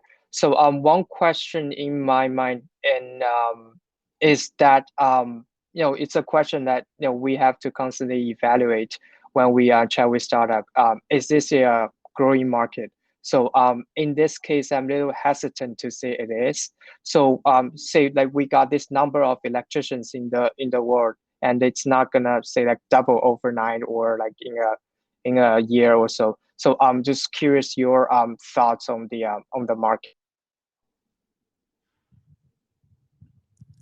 Actually, for the expand of electricity markets, some countries are not totally covered. I think about the African country, for example, or the country who are expanding their markets. And obviously, today in some country like China or Asia, the biggest company wants to protect more of the technician, and it's a market who is not addressed totally today. So we have an expanding market on this side too. And of course, talking about electrical vehicles, you see today we are in an environmental transition, and we're gonna buy some electrical car will need the same type of protective equipment as we do. So that's a big market beginning too. How do you generate an exit for the investors in the end for protective equipment? Do you have any examples that occurred in the past? I don't get the point.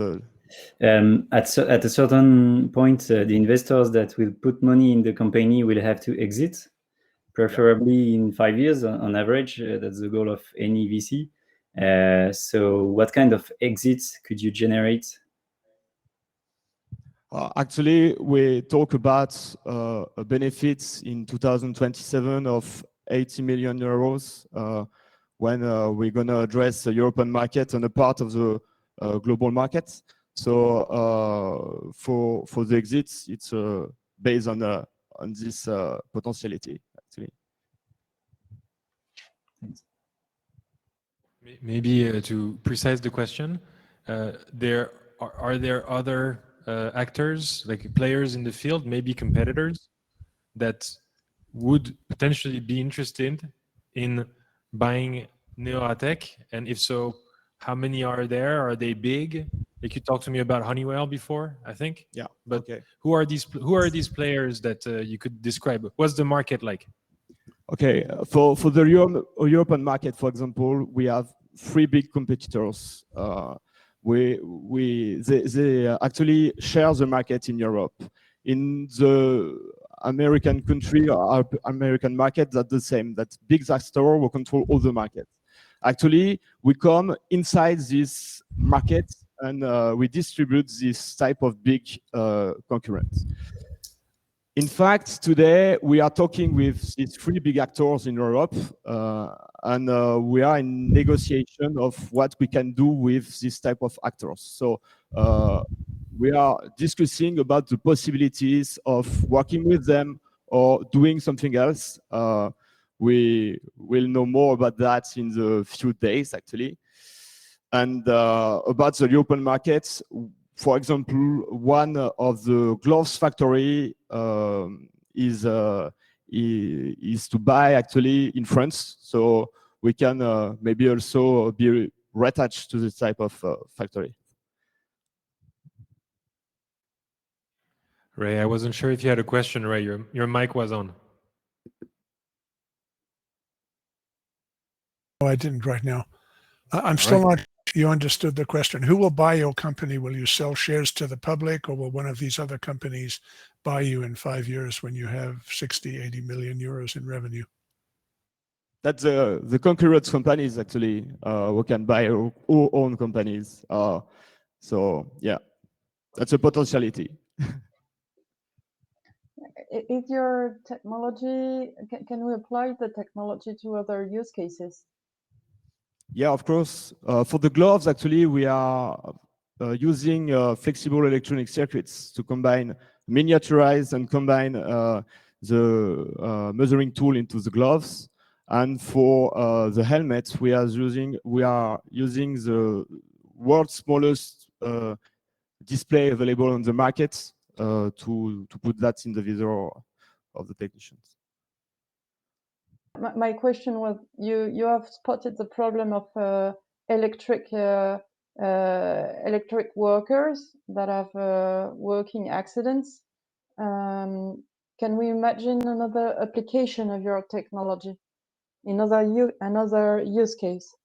Yeah, of course. Actually, we talked about a case with a serious companies to use another type of gloves and use a tube in the cirrus So yeah, we have a lot of possibilities, innovation to combine measuring tools or to put some technology on the existing protective equipment to make them more ergonomic for the operators. Given the accreditations you talked about earlier, like how hard it is and how long could it be to have this type of accreditations? And do you know if you need like new ones each time you want to open a new vertical?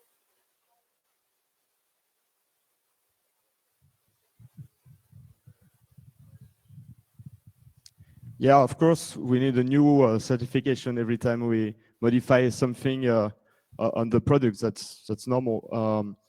To have a certification, actually, we base our network on the specialized companies for this type of product, and it's around 6 months to 1 year maximum.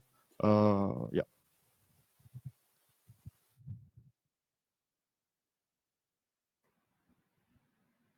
Okay. Imagine making gloves, for example, for handling either very caustic or acidic materials that could measure pH or, you know, temperature sensors before you pick up some object. Again, other kinds of sensors for other use cases that would make a much broader product line. Yeah, that's totally possible actually to do this type of products. So yeah. Interested in to investigate the markets and to make the project even more attractive. Yeah. Thank you. All right, we're actually running out of time, so thank you very much. Thank you very much, everybody. Please thank him. And we are now welcoming our last startup of the day. I've been thinking about my tagline, and all I'm going to say is he's going to help us keep our cool in the 21st century. Keep cool. Last but not least. So good evening to all of you. My name is Rémi Perroni.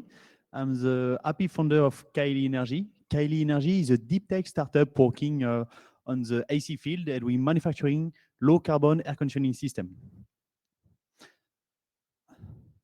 As you may know, summer are becoming increasingly hot, and thermal comfort is no longer an option. In fact, we consider as normal that to have AC at work or in the car. Okay, sorry. But conventional residential AC are not fully satisfactory. First, it's often difficult to install AC at home. Condominium or urbanism law are not really keen letting you install AC because of visual or noise disturbances.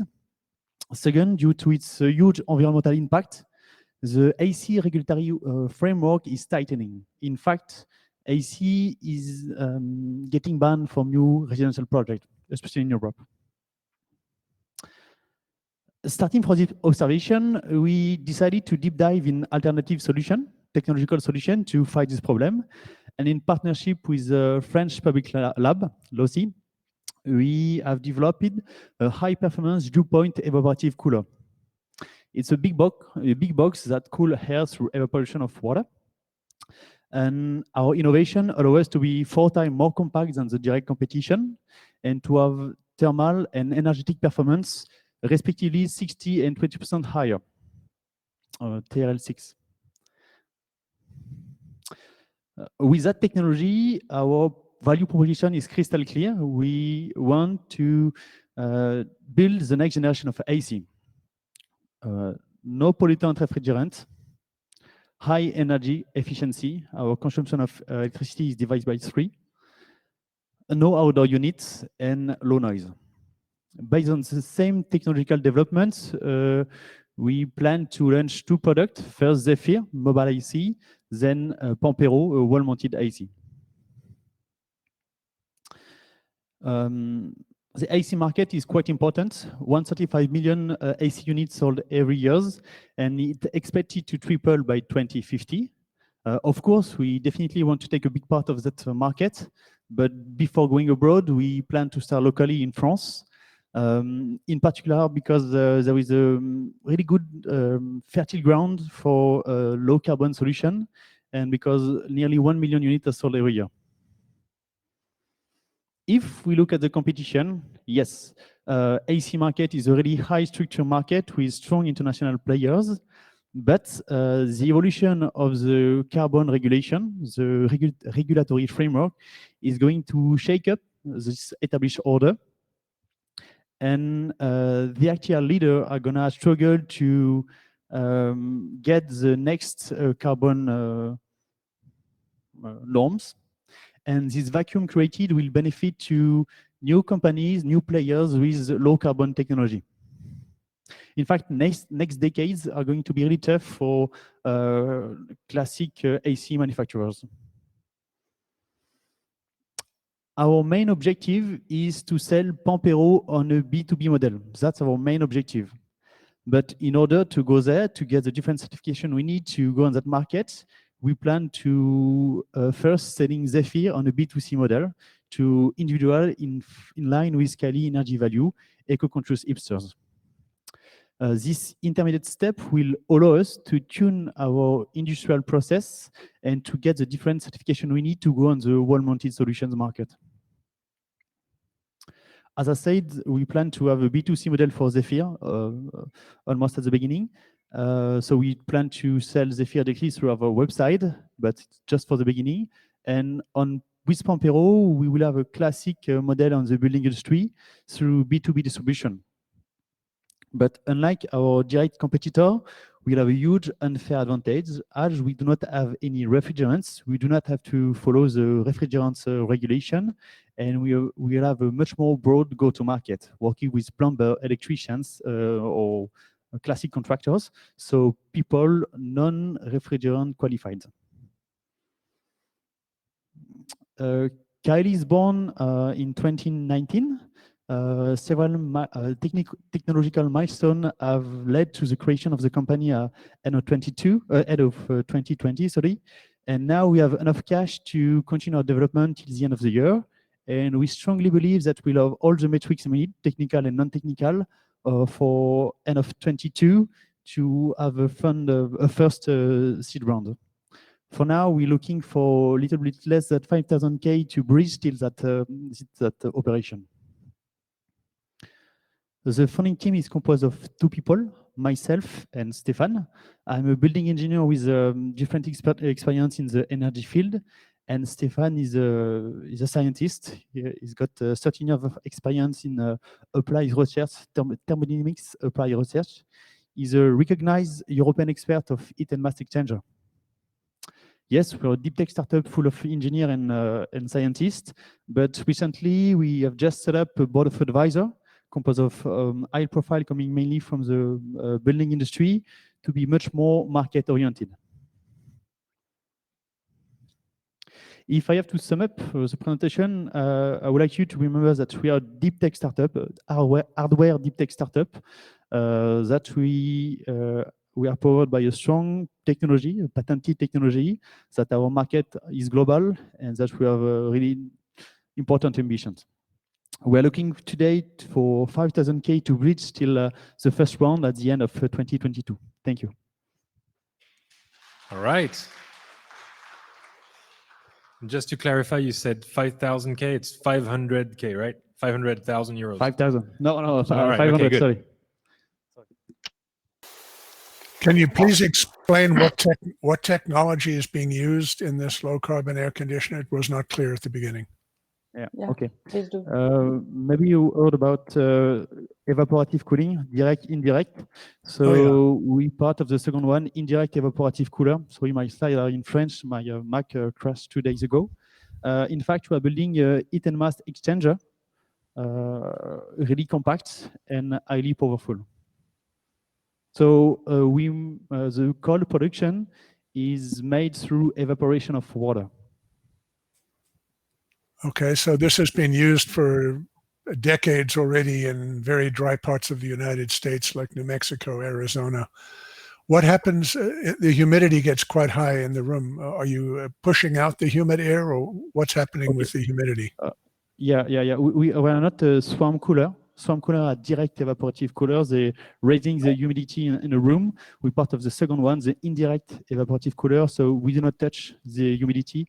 So the level of humidity will be still the same in your room. I see. Okay. But in the design there, you say the warm air is rejected outside, and I understood that you didn't have the need for an exterior installation. I'm sorry, I didn't think I get you. The noise was really low. You show there on the slide that the warm air is rejected outside. Yes. And you explained before that you do not need to have connection with exterior. Oh, maybe if I did so, it was a mistake. Of course, we have. We do not have any external block, external unit, but still we always communicate with the outside air. So every time we take air outside and we put air outside. Okay. But we don't have the ugly external unit that you can see on balcony. Okay. And what would be the size? So you can tackle on a refrigeration for a room, for a house, for a whole building.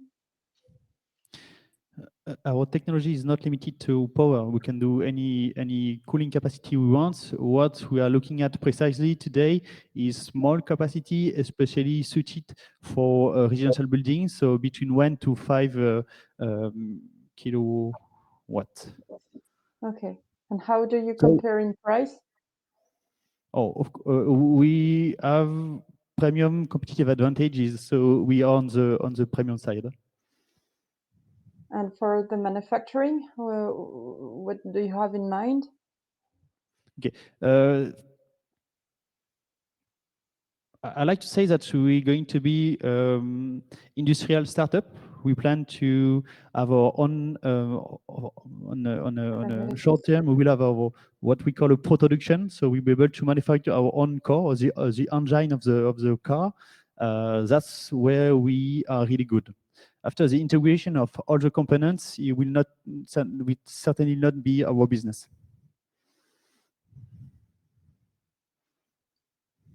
And do you have already a demonstrator that shows and that confirms the impressive cup you showed? Yes, we have. We are actually I write TL6. It's maybe 5.99999. We almost on 6, but yes, we have different generation of demonstrator in our lab, and it's working well. Actually, to be more precise, we are on a small perimeter. We are the best in the world in terms of thermal, energetic, and compactness. We are the best.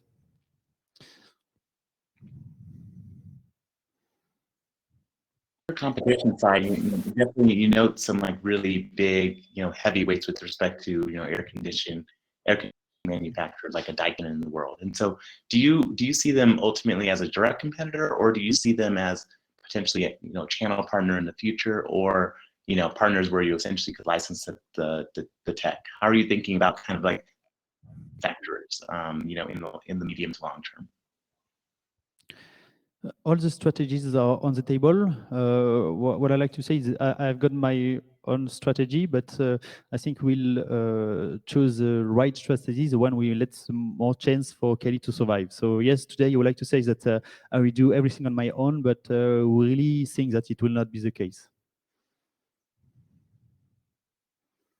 So yes, licensing will be studied, and the sale of also the engine will also be studied.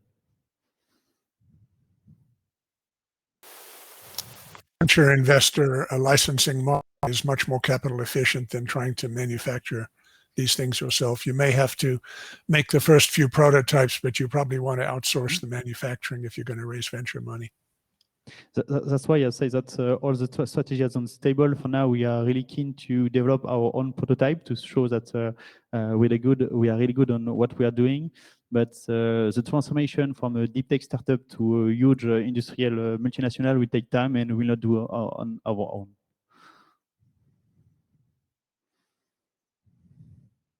I have a question about the carbon footprint of your product. Like you're talking, when you talk about the carbon footprint, are you talking about the usage of the product, or also do you take into account the emissions from the manufacturing of the product?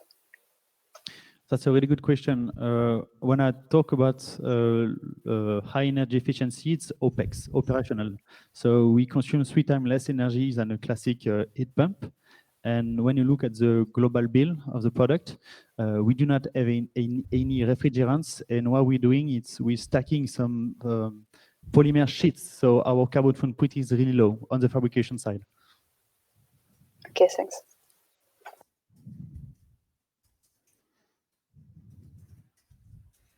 Any last question? So yeah, this is a technology and holds an advantage against traditional cooling solutions. So my question is, like, what prevents it from being widely adopted in the industry? Like, correct me if I'm wrong. I don't think this is novel. So what's the bottleneck there? Okay, we're not the only one working with that technology. In fact, it has been industrialized. It has been sold since 20 years, especially in Australia. We're not the only one. What we're doing now is we have a really important IP strategy for the compactiveness and the efficiency. But so our IP strategy is really strong on that side. But talking about the technology, pure technology will not be the only one. And we expected a strong reaction for European players in the upcoming months.